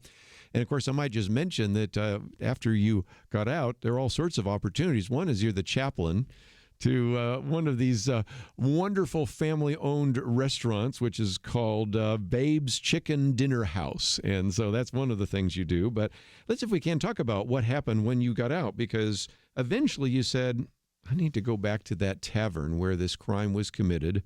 And then you ended up running into the judge. Tell us some of those stories. Well, one of the things was I began writing, the book was being written, and people said, you know, the Darren Shaw, who was helping me, and Richard Harmer, who was also helping me with some of the media, had asked me, have you ever gone back? And right away I was thinking, you know, it's kind of holy ground. You know, I don't deserve to be there. But it was something that we needed to do, I think, and so we went back. He helped you go through that. Yeah, we walked through it and went in and kind of kept asking you, "Are you okay? You okay?" Yeah, and we walked back in, and not much has changed. Be honest with you, it's right there at Lake Winola. But you know, I still today it's just a place that you know, I don't feel worthy of being there. You know, it's just one of those things. That. So certainly do that. And then we went back, and I had always gone back for many years. Every time I go back to Pennsylvania to my family, I go back to the courthouse and update Jim Neary and Cindy Harvey, all the folks there in the courthouse. Right. They're always interested in what I'm doing, especially with Babe's Chicken Dinner House, you know, working as a pastor. And I go back, and I've always wanted to meet the judge. And, of course, he's busy in court. But we were leaving one day, and we were getting on the elevator, and who turns the corner but Judge Shurtleff. And I looked at him, and I thought, oh, my goodness. And so he looked straight-faced, stern, and I almost like swallowed real hard. You know, is he happy to see me? Is he not? Does he have regrets? You know, And the next thing you know, he reached out his hand and shook my hand and said that it was the best decision that he's made, and that he's happy. You know, and I'd written to him and kept up, let him know what I was doing and where I was at, and that in the sense that, you know, I want you to know that your decision to release me is a good decision, and I'm successful and fruitful and impacting other people's lives. Well, again, just incredible stories there. We talked about Babe's Chicken. First of all, you got to go there, you know. Absolutely. And Greg Laurie goes there every time he comes into Dallas, so that shows you something right there. Greg Laurie. But talk about where you are now, and most importantly, we have a link to your website. People don't have to even know how to spell Gene McGuire, because we've got the link right there. But if you go there, you will find all sorts of information. Let's talk about what you're doing right now and how people can connect up with you. Well, just reach out to me, even gene4192@gmail.com, or my website. I've been speaking at companies throughout Dallas, and also high schools have been opening up. I was in Arkansas. I've been in Pennsylvania. I'll be going back. Youth for Christ. Just amazing What a privilege to be invited to come and share about God's faithfulness and the journey that I took. In here in Dallas, I work for Babe's Chicken Dinner House with the Vineyard family, and they're a family-owned Christian business, and they see their business as a ministry to reach the military, to reach young people, and we have 900 young people working for us, and Paul Vineyards and Tiffany and Joel Vineyard, they just love on people, and I just come alongside with another pastor called Chris Bear, named Chris Bear, is a best friend of mine. And we just serve in the restaurant business. I walk in, someone says, how does that work? And I said, well, basically I pray in the morning, Lord, use me. Just, set up divine appointments and divine opportunities.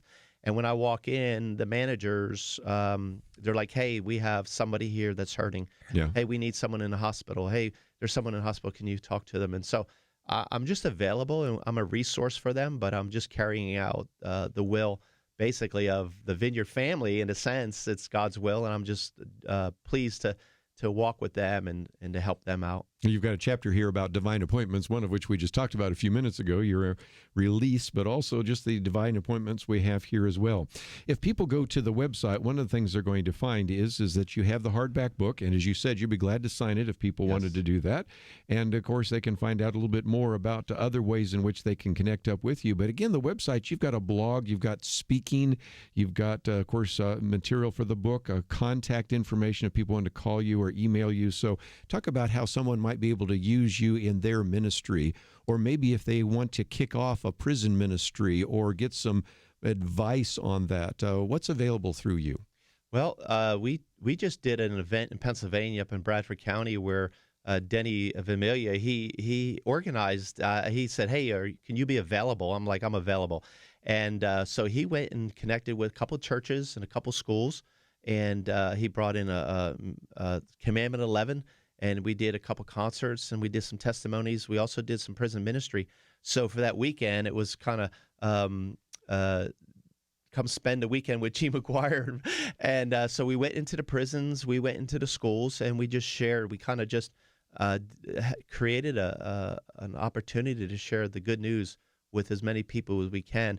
And one of the things that, they're in the business sector, there's some broken hearts and disappointments, and so in the business realm, people are impacted with the story, but they're also in the schools. Because I was 17, they can relate to that, and they just kind of swarm afterwards. And they have dads in prison, brothers in prisons, or they're caught up in addiction. A lot of people, and so the story is really touching a lot of lives from different dimensions. And so my encouragement is, if we could do something, let's partner. And I have a couple ideas, and if you have some ideas, let's start praying about it. Well, again, thank you for writing the book, and thank you for giving us an hour today here on Point of View. You are welcome to everybody here on your show, and Kerby, thank you so much. Again, Gene McGuire, the book is entitled Unshackled from Ruin to Redemption, and these are the kind of empowering and encouraging stories that are part of what we do here at Point of View. It's not the only thing. Of course, we really want you to help think about biblical issues and to think about contemporary issues from a biblical point of view. So we really want you to be able to articulate a biblical worldview, to know how to defend it, and certainly to be encouraged by some of the stories that we've been sharing with you today. So if that is something that you value, and I hope that you do, let me encourage you as we are coming to the second to the last program of 2017 that we really need to hear from you. If you've been waiting to the 11th hour, it is the 11th hour, so we certainly need to hear from you. So even though we're going off the air, you can still call our order line number. That is 800-347-5151, 800-347-5151. You can also, of course, go to the website, pointofview.net, and we have a banner there that reminds you that we have about $65,000 in a matching challenge that is still available, and we still desperately need your financial support. A lot of people have been saying, how you doing? We're way behind, so that's why we need to hear from you, and anything you can do to help us would be greatly appreciated. We've talked about also the fact if you want to give appreciated stock, you better do it now, because you're not going to be able to do it over the weekend, and so that's another way you can support this ministry. And as I've said before, you might want to give a one-time gift, but some of you might want to just, as we get into 2018, join with us in the Truth Team. For as little as $1 a day, $30 a month, $360 a year. You're part of the Truth Team. We will send you, of course, our Outlook magazine, all sorts of other great resources. And at the $45 level, which is tied into the fact we've been broadcasting for 45 years, we send all sorts of booklets and other resources as well that you might want to get a copy of. So all of it is available at the website, pointofview.net. And if you'd like to write to us, don't forget our address is Point of View, Post Office Box 30, Dallas, Texas 75221. Tomorrow is our weekend edition. I look forward to that opportunity. Hope you'll join us then. I want to thank Andrew and Steve for the help behind the scenes. We'll see you back here tomorrow on our Friday weekend edition. And now, Kerby Anderson. This hour we're going to be talking about what happens when people you love and the circumstances you find yourself in begin to fall apart. An individual that maybe has difficulty using a phone, tying your shoes, just going about the day-to-day activities. Having lost parents both through Alzheimer's and cancer, having my extended family dealing with everything from depression to dementia. I have a little bit of an understanding of what we're going to be talking about this hour, but I wanted to give you a chance to hear from an individual that we've depended on so many times over the years. Doug Groothuis is the author of books that back in the 1980s educated us about the New Age movement, books like Unmasking the New Age and Confronting the New Age and Revealing the New Age Jesus. He's been on the program with us talking about apologetics, one of the focuses that we have in this program with his book, Christian Apologetics, a comprehensive case for Christian faith, and so many other books that I could mention. An individual that received his PhD from the University of Oregon, but also had a master's degree in philosophy from the University of Wisconsin-Madison. Individual that has been a member of the Evangelical Theological Society, the Evangelical Philosophical Society, and many other groups. But we're going to talk about a difficult book because it is the story of his wife, Becky. And we want to help you understand how significant it is. Such incredible reviews from people like Oz Guinness and Eric Metaxas and Lee Strobel and J.P. Moreland, people that have been on this program before. This book is out. It is published by InterVarsity Press. It's entitled Walking Through Twilight, A Wife's Illness, A Philosopher's Lament, forward by Nicholas Wolterstorff, and Doug Groothuis. Dr. Doug Groothuis joins us now by phone. Doug, thank you for joining us today here on Point of View. Thank you, Kerby. It's really good to be with you again. I was thinking our first interview was was with Marlon Maddox back in the day, probably 86. I was going to say it goes back 30 years, I think. So yeah. There we go.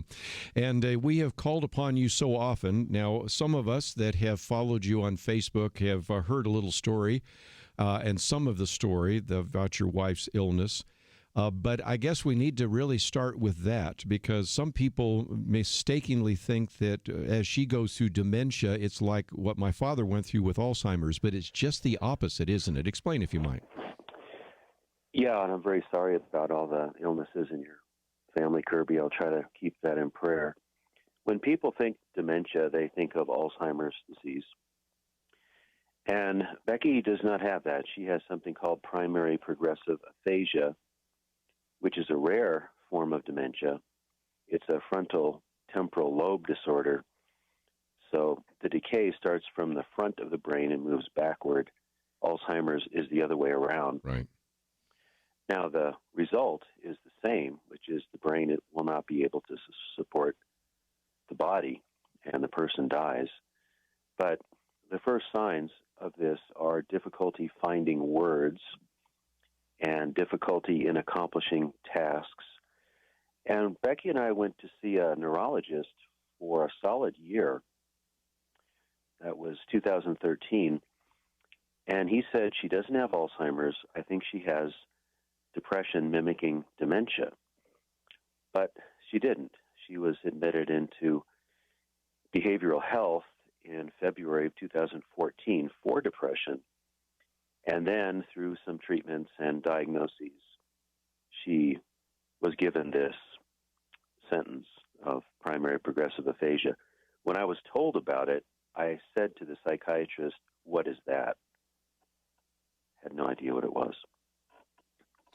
And I think it illustrates that, first of all, we're going to have some lessons I want to pass on to everyone because everybody's, if you will, pilgrimage is different. But one of the lessons is you may not necessarily get the right diagnosis for a while. And early on in your book, you talk about the fact that he said, oh, no, she doesn't have Alzheimer's. Well, that's right, but it wasn't very helpful either. Yeah. Doesn't have dementia, No. all those kinds of things. And so the misdiagnosis, later on, I want to talk about some of the other things you share about referring to a person in a second person like they're not human or not in presence and all sorts of others. Yeah. But I mentioned Facebook. You mentioned that late in the book, but I'll come up to that. A lot of people say, I don't like Facebook because, I want to know what people are drinking in Starbucks or something like that. But it has been helpful because I know that if I were to run into you, I wouldn't ask the question everybody else asks. How's Becky doing? After a while, you just get tired of answering that question. You already know I've been thinking about you, praying for you. People know your circumstances, and there is a sense in which I've felt like I've gone a little bit on the journey with you by following you on Facebook, even before I had the privilege of reading this book cover to cover. Well, Facebook has at least two sides. It can be quite trivial, but it can be profound and can help build relationships and solicit prayer. I know that there are people literally all over the world who pray for me. And I have a chapter on that called Lamenting Online. Yes. And I've chosen to publicly lament, and I've certainly made mistakes, but I've had many people say that this has helped them in their own journey through darkness. And I've gotten tremendous support. I mentioned in the book that I met someone through Facebook who is an editor, and she's edited some of my shorter writings. Becky stopped editing my work 2010.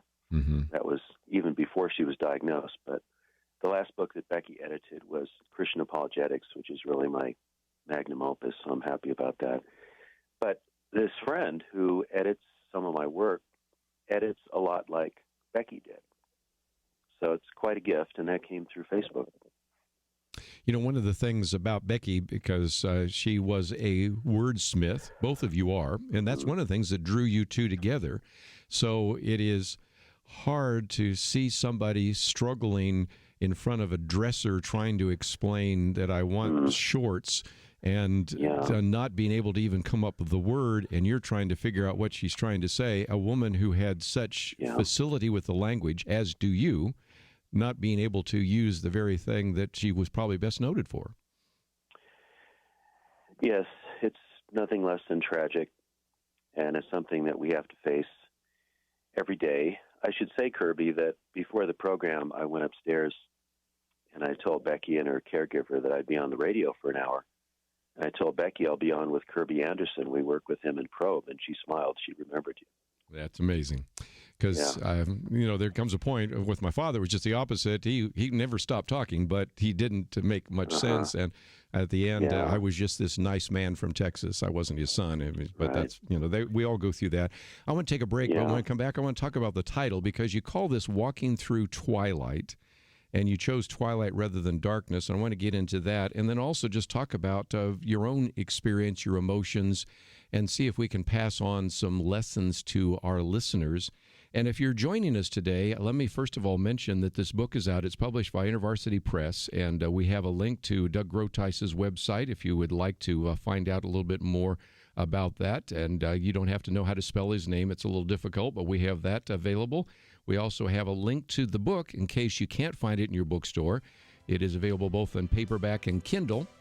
But I hope you will go to a bookstore and buy it if indeed it is available there, because you will find it very helpful as you try to minister to those walking through the twilight. We'll be right back.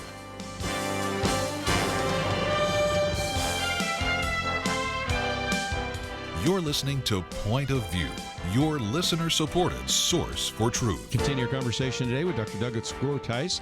And again, he is the author of this book, Walking Through Twilight, A Wife's Illness, A Philosopher's Lament, and talking about his wife, Becky, who edited all his books except this one and the earlier one, Philosophy in 7 Sentences, going all the way back to that first book, and that is Unmasking the New Age. And so if that name is familiar, you perhaps have many of his books on your shelf. Let me come back to the issue of the title. You talk about early on in the book that you called it Walking Through Twilight and chose the word twilight instead of darkness. Can you share that with us?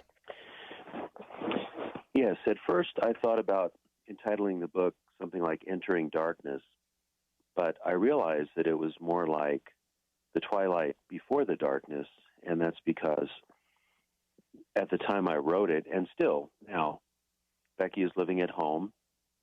We can converse. It's mostly me talking and her listening, but she can understand some things and nod or laugh. She still has a very good sense of humor, although more things are getting past her at this point. And I don't really think I will write about the next stages in terms of probably having to go into assisted living and losing more and more capacities. It seemed like God was leading me to write about this stage of things in the hope that could minister to caregivers. I remember you saying you did not want to write it, but it wanted to be written. And in some respects, in just a few minutes, I want to open up the phones because I suspect others have been through this either experientially or vicariously, and certainly have some things to offer. One of the other aspects of your book which surprised me was Sonny, the dog, how significant the dog was. And that is something I guess we shouldn't be surprised about because we have service dogs and have caregiving dogs and all the rest. But it does seem to me that animals can be used in a way to help those that are losing some of their functions, and they can be, as you said, a substitute for God's grace just about as well as any one of us that walk on two legs. Well, that's true. And some years ago, 5 years ago, a friend of ours thought that a dog would be good for us, and we said, well, we really don't have it in us to train a puppy because Becky at that time was still quite sick and so on. And this person said, I'll train the dog for you, and then after he's trained, you can have him. So that happened in 2012. And Sonny is a golden doodle. He's very loving, fun-loving, honestly not the smartest dog on the block probably, but he has tremendous emotional intelligence. Yes. So I have a few references to how he has comforted us and performed for us. He's very sensitive to Becky's moods. In fact, she can just begin to get upset. She's not even crying, and Sonny will come over and nuzzle her and lick her. So I have a chapter even called Dogs, Dementia, and Us, where I reflect on very good a biblical view of dogs, which is not very high, largely because they tended to be dirty, mangy kind of straggler dogs, or roaming dogs, I should say. But they are gifts from God, especially as they have been domesticated and the breeds have been developed. So we look for light wherever we can find it, and we find a lot of light in our golden doodle. Very, very good. Well, we focused some on Becky. Let's focus on you, because one of the more striking chapters, and again, I just love what some people have said. Osgin has said, would I write as Doug Groothuis does here? Could I even begin to? I was humbled by his memoir. Others talk about it being poignant or profound or just, again, vulnerable. You share early on just anger, and I don't think of you as being an angry person. I don't think you did either. But when you see people making decisions about your wife that you have not approved, when you see if you will, the deterioration of your wife's mind, you found yourself being angry at individuals and even angry at God. Can you share some of that? Yes. The first chapter is called Rage in a Psych Ward. And when Becky was first put in a psychiatric unit, I was exposed to a world that I knew nothing about. A friend of mine and I went to visit her, and we went through a metal detector. We had to leave things behind, couldn't take in a cell phone. And when I walked in, I found Becky wandering around with the most pitiful expression on her face. So I went over to her, and hugged her, and wanted to go into her room with my friend and talk to her. And someone basically yelled at me and said, "You can't go in there with her." And I said, "What? This is my wife." "No, you can't. It's against the rules." So then we went outside the room, and I got some chairs together, and we sat down, and there was a fellow speaking on the phone very, very loudly. I said, could you please not speak so loudly? And he started yelling at me, and I started yelling at him. It was not a pretty sight at all, and I was very angry at everybody. Now, thank God the next day I went back, had breakfast with Becky, and I apologized to everybody in sight that I could. But I am an intense person. I think I'm a little bit like Jeremiah, fire in my bones, and it has to come out. So I have been extremely angry with God, but I'm not alone. We have the Psalms of Lament. Psalm 39 and Psalm 88 don't resolve. The end of Psalm 39, David basically says, God, leave me alone so I can have a better life. That's how it ends. Mm-hmm. And then Psalm 88 is the Psalm of Heman the Ezrahite. And the last line of that is, darkness is my closest friend. So I found great comfort and help along the way, realizing that the Bible gives us the full expression of emotion before God. I don't recommend being angry and yelling at God, by no means. But for me, it's been part of this experience. It happens less often now. But I was faced with a whole complex of conditions I had never experienced before, and all of them were difficult, and all of them were searingly painful. Wow. Chapter 6, of course, is the temptation to hate God. Chapter 7, learning to lament. And Chapter 8, joy in lament. And it takes you through some of those. Of course, you have done your doctoral dissertation on Blaise Pascal and Pensées. Was there anything out of that would be helpful? We've been quoting, of course, from the scriptures, but there are godly men and women throughout the ages that have given us some perspective on pain and lament and anger and just the whole issue of evil in the world. Mm-hmm. What about that? Well, I don't reflect on Pascal a whole lot, but I do mention a prayer that he wrote called Prayer to Ask of God the Proper Use of Suffering. Mm-hmm. And he was someone who took suffering seriously. In fact, he may have been a little too morbid about it. But in American culture, we typically don't develop any kind of philosophy, theology, practice of suffering. We want to put it behind us and move on. And we often don't know how to comfort people who are suffering. We sometimes try to cheer them up, when in fact what they need is for us to suffer well with them, right, and to sit with them and to pray for them. So that's what I'm really trying to do in the book. I'm trying to help people take their struggles, take their suffering before God, and then realize they're not alone. God is with them. Other people are there. We have so many resources in the scriptures. I have found tremendous encouragement in the book of Ecclesiastes, yes, which I've been reading and meditating on now for 40 years. So I have a number of quotations and references to that book. Let's take a break, and when we come back, we'll give some of you a chance to join the conversation if you'd like. Perhaps this is connecting with your own journey or a struggle that you have been having as well. And we'll talk a little bit more with Doug Groothuis. Of course, he also is a teacher, so he has a section here on lamenting in the classroom, lamenting online, and some other issues that I think would be helpful to you as well. But if you'd like to join us, 1-800-351-1212. If you'd like to listen to this again, of course, you can download the podcast by going to the listen button on pointofview.net, or of course you can watch this as well as it is posted on the YouTube channel. So all of it available at our website, pointofview.net. So take the time to find some of those resources. And if you'd like to join us, that number is 1-800-351-1212. The book, once again, is entitled Walking Through Twilight, A Wife's Illness, A Philosopher's Lament. About 180 pages. Douglas Groothuis is the author, a foreword by Nicholas Wolterstorff, and, of course, incredible endorsements by many of the individuals that have been on this program, like Oz Guinness and Eric Metaxas and J.P. Moreland and Lee Strobel. It is published by University Press. Look for it in your local bookstore. We'll be back right after this.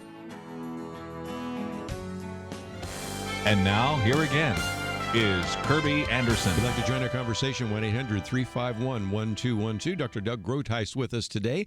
And in just a minute, we'll get into some of his chapters on lamenting in the classroom. As I failed to mention earlier, of course, is a professor at Denver Seminary. And again, they at one point even provided a paid leave for him, and we'll talk about that. But let me take a phone call that relates to some of the conversation we've already had on the subject of anger. Andrea in North Carolina, you're on with Doug Groothuis. Thank you for joining us today. Thank you, Kerby. Anger, I think, it's a problem for me because I don't feel good about expressing it or even having it. But what he was sharing, and when my mother was getting sicker, she had expressive aphasia where she had emphysema and she couldn't, the medications would affect, she was always a quiet woman anyway, but I was angry, and my sister and I had a very intense discussion about, Mom, and then hung up on one another because there were so many issues in our family about her being quiet.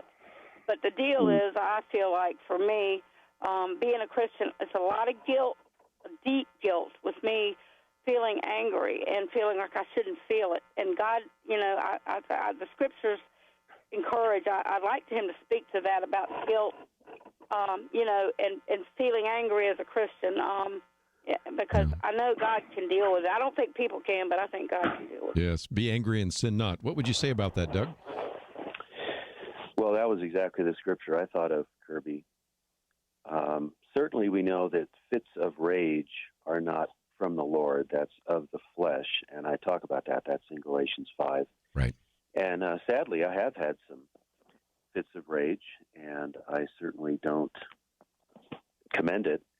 But it's a fallen, broken world, and often we are not only troubled, we are incensed at the evils in the world.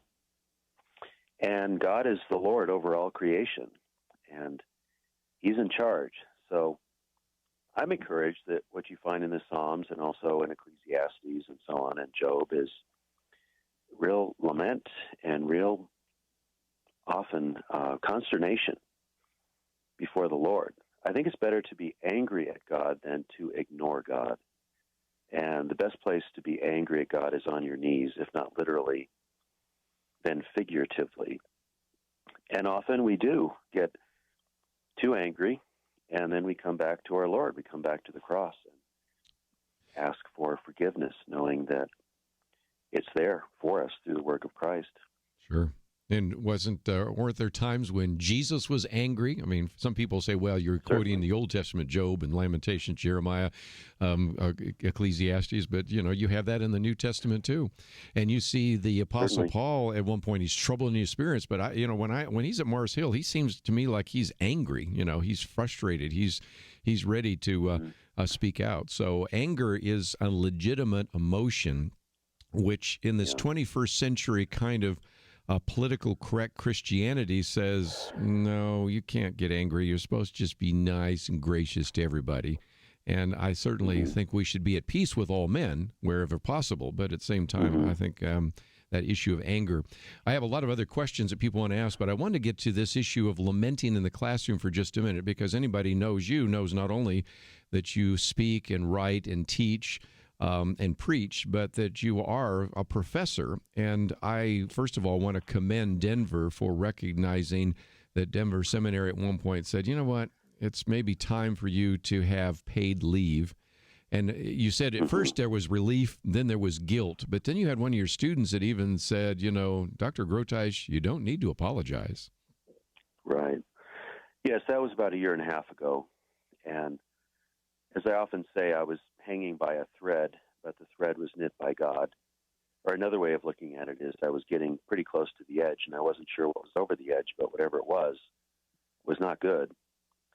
And some of my students, and I think a few of my colleagues, talked to our dean, and he called me into the office and said, we're putting you on paid leave. We know you're struggling. And we've arranged for your classes to be taught by other people. You don't have to worry about that. And I was very grateful. I had been praying, asking God to lighten my load. There's a prayer of the Chinese underground church Lord, don't lighten my load, strengthen my back. And I prayed, Lord, strengthen my back and lighten my load, please. But there is a place to be open in the classroom. I noticed the last several years my students will say, we want to get to know you, not just the subject matter, not just what you know, but you. Right. So I do bring in my story of lament into the classroom. I hope not too much so, but especially when I'm lecturing on the problem of evil. How can there be an all-good, all-powerful God when there's so much evil? I'll say there are philosophical answers to that, and I think they're sufficient. But then there's also the problem of suffering. Just how do we get through life, this broken, groaning world in search of its redemption, day by day following Christ? And that's where the theology of lament and the practice of lament has been pivotal. In fact, I've been developing a talk, and I'll probably put this in the second edition of my apologetics book, called Lament as a Christian Apologetic. Very good. You see that in Tim Keller's book, Walking with God Through Pain and Suffering. Right. Not only does God give us the resources to suffer well, but this is a testimony to the world. Let's take another phone call real quickly. We'll go to Audrey in Georgia, WLPG. Audrey, thank you for calling today. You're on with Doug Groothuis. Hello, and thanks for taking my call. And that is WLPT as in Thomas that I listen to and have been for many years. Oh, very good. I'm 77, and my daughters have been told by my sister and friends of mine that they were concerned about me because of my forgetfulness and sometimes not being able to navigate around the town I've lived in for 37 years without my GPS or just being forgetful in those areas. And they took me to a neurologist, and I had a brain scan. The doctor didn't have a positive diagnosis, but he didn't say that I didn't have anything to be concerned about. He said my brain is aging and these things do come along. And he gave me a prescription for some medicine that he said might help me to be able help my memory, actually.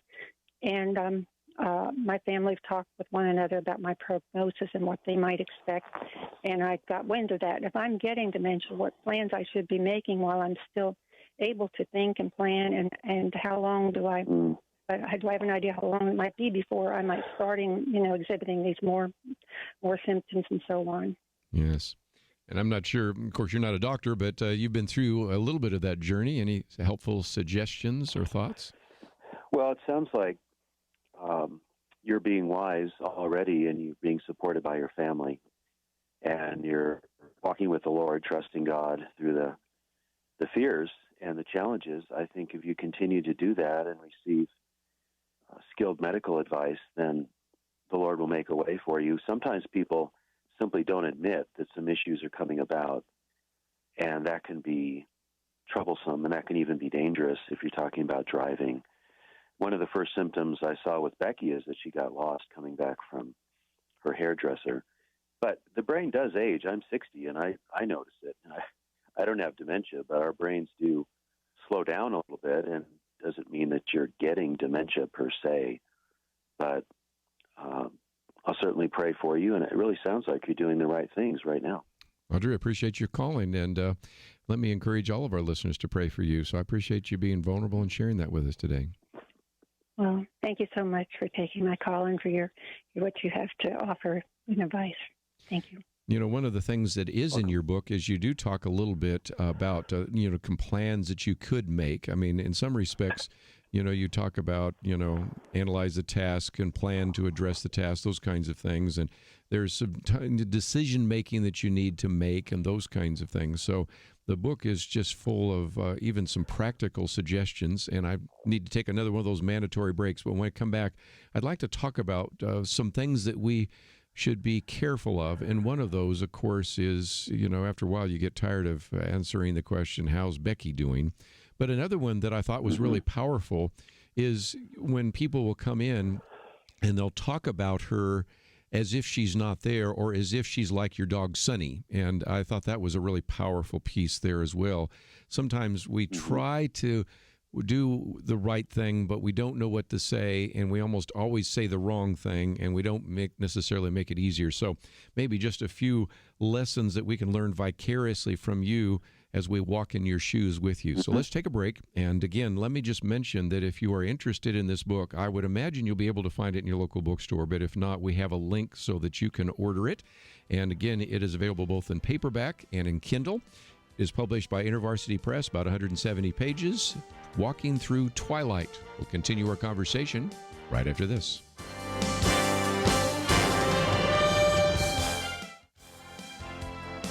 Now, back to Point of View, your listener-supported source for truth. Back for a few more minutes. Dr. Douglas Groothuis with us today as we talk about his book, Walking Through Twilight, A Wife's Illness, A Philosopher's Lament. If you'd like to join us, might get in one or two more phone calls, 1-800-351-1212. But first of all, let's talk about maybe some things that we can learn as we are around individuals that are maybe starting to have things fall apart. And one of those is, the question, of course, how is Becky? But you also had somebody who was really trying to be helpful and said, well, I had a friend that had Alzheimer's and he was happy to the end, so it might not be all that bad. But you had to kind of clarify, well, it's not going to be that way. And so sometimes people, in trying to make merry a sad heart, if I can borrow kind of a phrase there, do a great deal of harm. Sometimes it's better to listen and learn before you make one of these statements, isn't it? I agree. People mean well, but they're unskilled in suffering well with others. So they can often say things that worsen the situation. One of the issues is people think of Alzheimer's when they hear the word dementia. And as I said, Becky does not have that, so the symptomology and the progress of the disease, not a good word, progress, is different. Sure. I think one of the biggest things is simply to listen, to not prescribe what would fix things, to listen and to provide concrete help. Bring over a meal or sit with the person who can't be by herself. That is crucial. And treat the person with dignity. I found that when I take Becky out to the doctor sometimes or to the dentist, people will speak to her with these strange terms of inappropriate endearment, like, okay, is that all right, hon? Or Miss Becky. That one always gets me. Nobody ever called her Miss Becky before she was diagnosed with this. Yeah. But that's a way that we can have an instructed tongue to speak the word that sustains the weary. That's Isaiah 50, verse 4. Right. That's what I pray for myself, and that's something I think we should all pray. Yeah, that was one of them. I was going to get to the Miss Becky or some of the other kind, or even speaking like you're speaking to a child, where the other is to ignore them. And I know I would, if I was not careful, I would fall into that. If I was with you and Becky, I would tend to talk to you and say, well, how's she doing? Instead of looking at her saying, how are you doing? Because I know, first of all, she's not going to give me an answer. But I don't want to treat her like she's Sonny the dog. But there's the awkwardness of wanting to have a conversation, but knowing that you really can't have it with her, but not wanting to treat her as if she's not there in person. So you see what I'm getting at, I'm sure. Exactly. It's difficult to know what to do, but I think of one of our deacons at my church, Katie Gale, and she sometimes brings over communion to Becky. And she always looks right at her and speaks to her and serves us the sacrament. And she's a great model of treating someone with love and respect, at the same time knowing what Becky's sad limits are right now. So again, what would you suggest as people get this book? Because it is sort of an autobiography and it's sort of a memoir, but it seems to me that there are listeners right now that are saying, oh, should I just grab this copy of this book and give it to a friend who I know is walking through their own twilight, or is this a possible book that I could have as a Bible study? Should I read it with them together? Have you thought about how God could use this book in an effective way? I have, and probably a year or two before I started writing the book, I met with an expert on dealing with these kind of issues, with the legal, financial, psychological problems. And I told her about myself. I said I was a philosopher and my wife had this condition. She said, you should think about writing a book for caregivers who are a little more intellectual, a little more thoughtful. She said, don't write a how-to book, but write a book that will stimulate good thinking about the subject. I'm a philosopher, so the book is very philosophical. I think the most philosophical chapter is called It is Eerie, where I consider what the decline of a person mentally looks like and how it can be surprising and a little bit eerie in some ways. It's not written at a high academic level, but you may need to get out the dictionary a few times and read slowly. One of my friends, you probably know him, Marshall Shelley. He's now at the seminary. Sure. Marshall read it, and he said it's both a memoir and an education. So there are references, many, many, to scripture, to philosophers, to jazz, to all kinds of things. I think it's an interesting read as well as a guide on how to lament. Well, again, I think it would be very helpful for all of us to read just so that we will be more sensitive to the circumstances that we will find ourselves in. For those of you that are pastors, I can't even imagine you wouldn't want to at least have 1 or 2 copies of this to hand out as you're counseling, first of all, for you to read, but second of all, to hand out those that you might be counseling. And so, again, I just have always been a fan of Doug Groothuis since we actually worked together at Pro Ministries, and we have had him on almost on every single one of his books, and look forward to the next opportunity. So, Doug, thank you for being so honest in the book. Thank you for having such an incredible impact over, I guess it's been now 30 years, which we've interviewed you on various books and helped us really to think deeply about these issues and know how to learn how to defend our Christian faith. So it's been great to have you on the program today. Yeah. Well, Kerby, thank you for being such an excellent interviewer. I've done interviews now for over 30 years, and you are in the top 2 with Janet Mefford. I think you guys are tied. Well, I'll take that. Pretty good. We like Janet, too. Right. Well, again, say hello to Becky again. If she, as you said, remembers me, I will maybe get to some other phone calls another day, but we are simply out of time. So, Doug, thanks for joining us today here on Point of View. You're welcome. Let me just mention before we're done that some of you might say, I'd like to maybe listen to this again, or I'd like to pass this on to some individuals that need to hear this. You can go to our website, pointofview.net, click on the button that says watch, and you can watch it again or listen and download the podcast and send it to others. This book is something that I think will be very helpful to you, about 170 pages. And it is published by InterVarsity Press, and it's available both in paperback and in Kindle.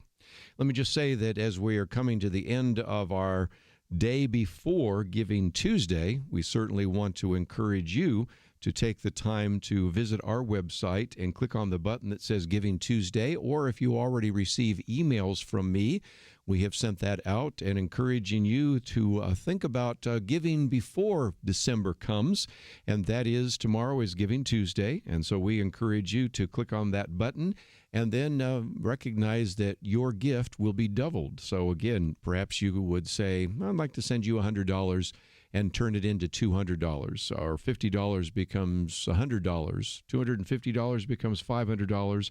We even have a button there for $500. I know some of you would like to give it that amount, and that becomes $1,000. We are thrilled to have an individual or two that has actually stepped forward and provided the funds so that we can double your gift during Giving Tuesday. We'll have more to say about that tomorrow, but I wanted to give you an opportunity before Tuesday to give and to have your amount doubled. And as we get into the December year, I recognize that especially since Christmas is on Monday, we'll only have a few days after Christmas to even talk about year-end giving. So consider what you might do right now. That's what I'm going to do. And since some of these ministries also have a match fund, I'm going to be giving to those ministries. So I hope you will do the same, and I hope you'll consider Point of View in your giving as well. Well, that's all we have for today. If you would like to know more about the mystery of the Magi in our first hour, or walking through the twilight in the second hour, all of it available at the website pointofview.net. I want to thank Andrew and Steve for their help behind the scenes. Looking forward to a great week of broadcast. We'll see you back here tomorrow right here on Point of View.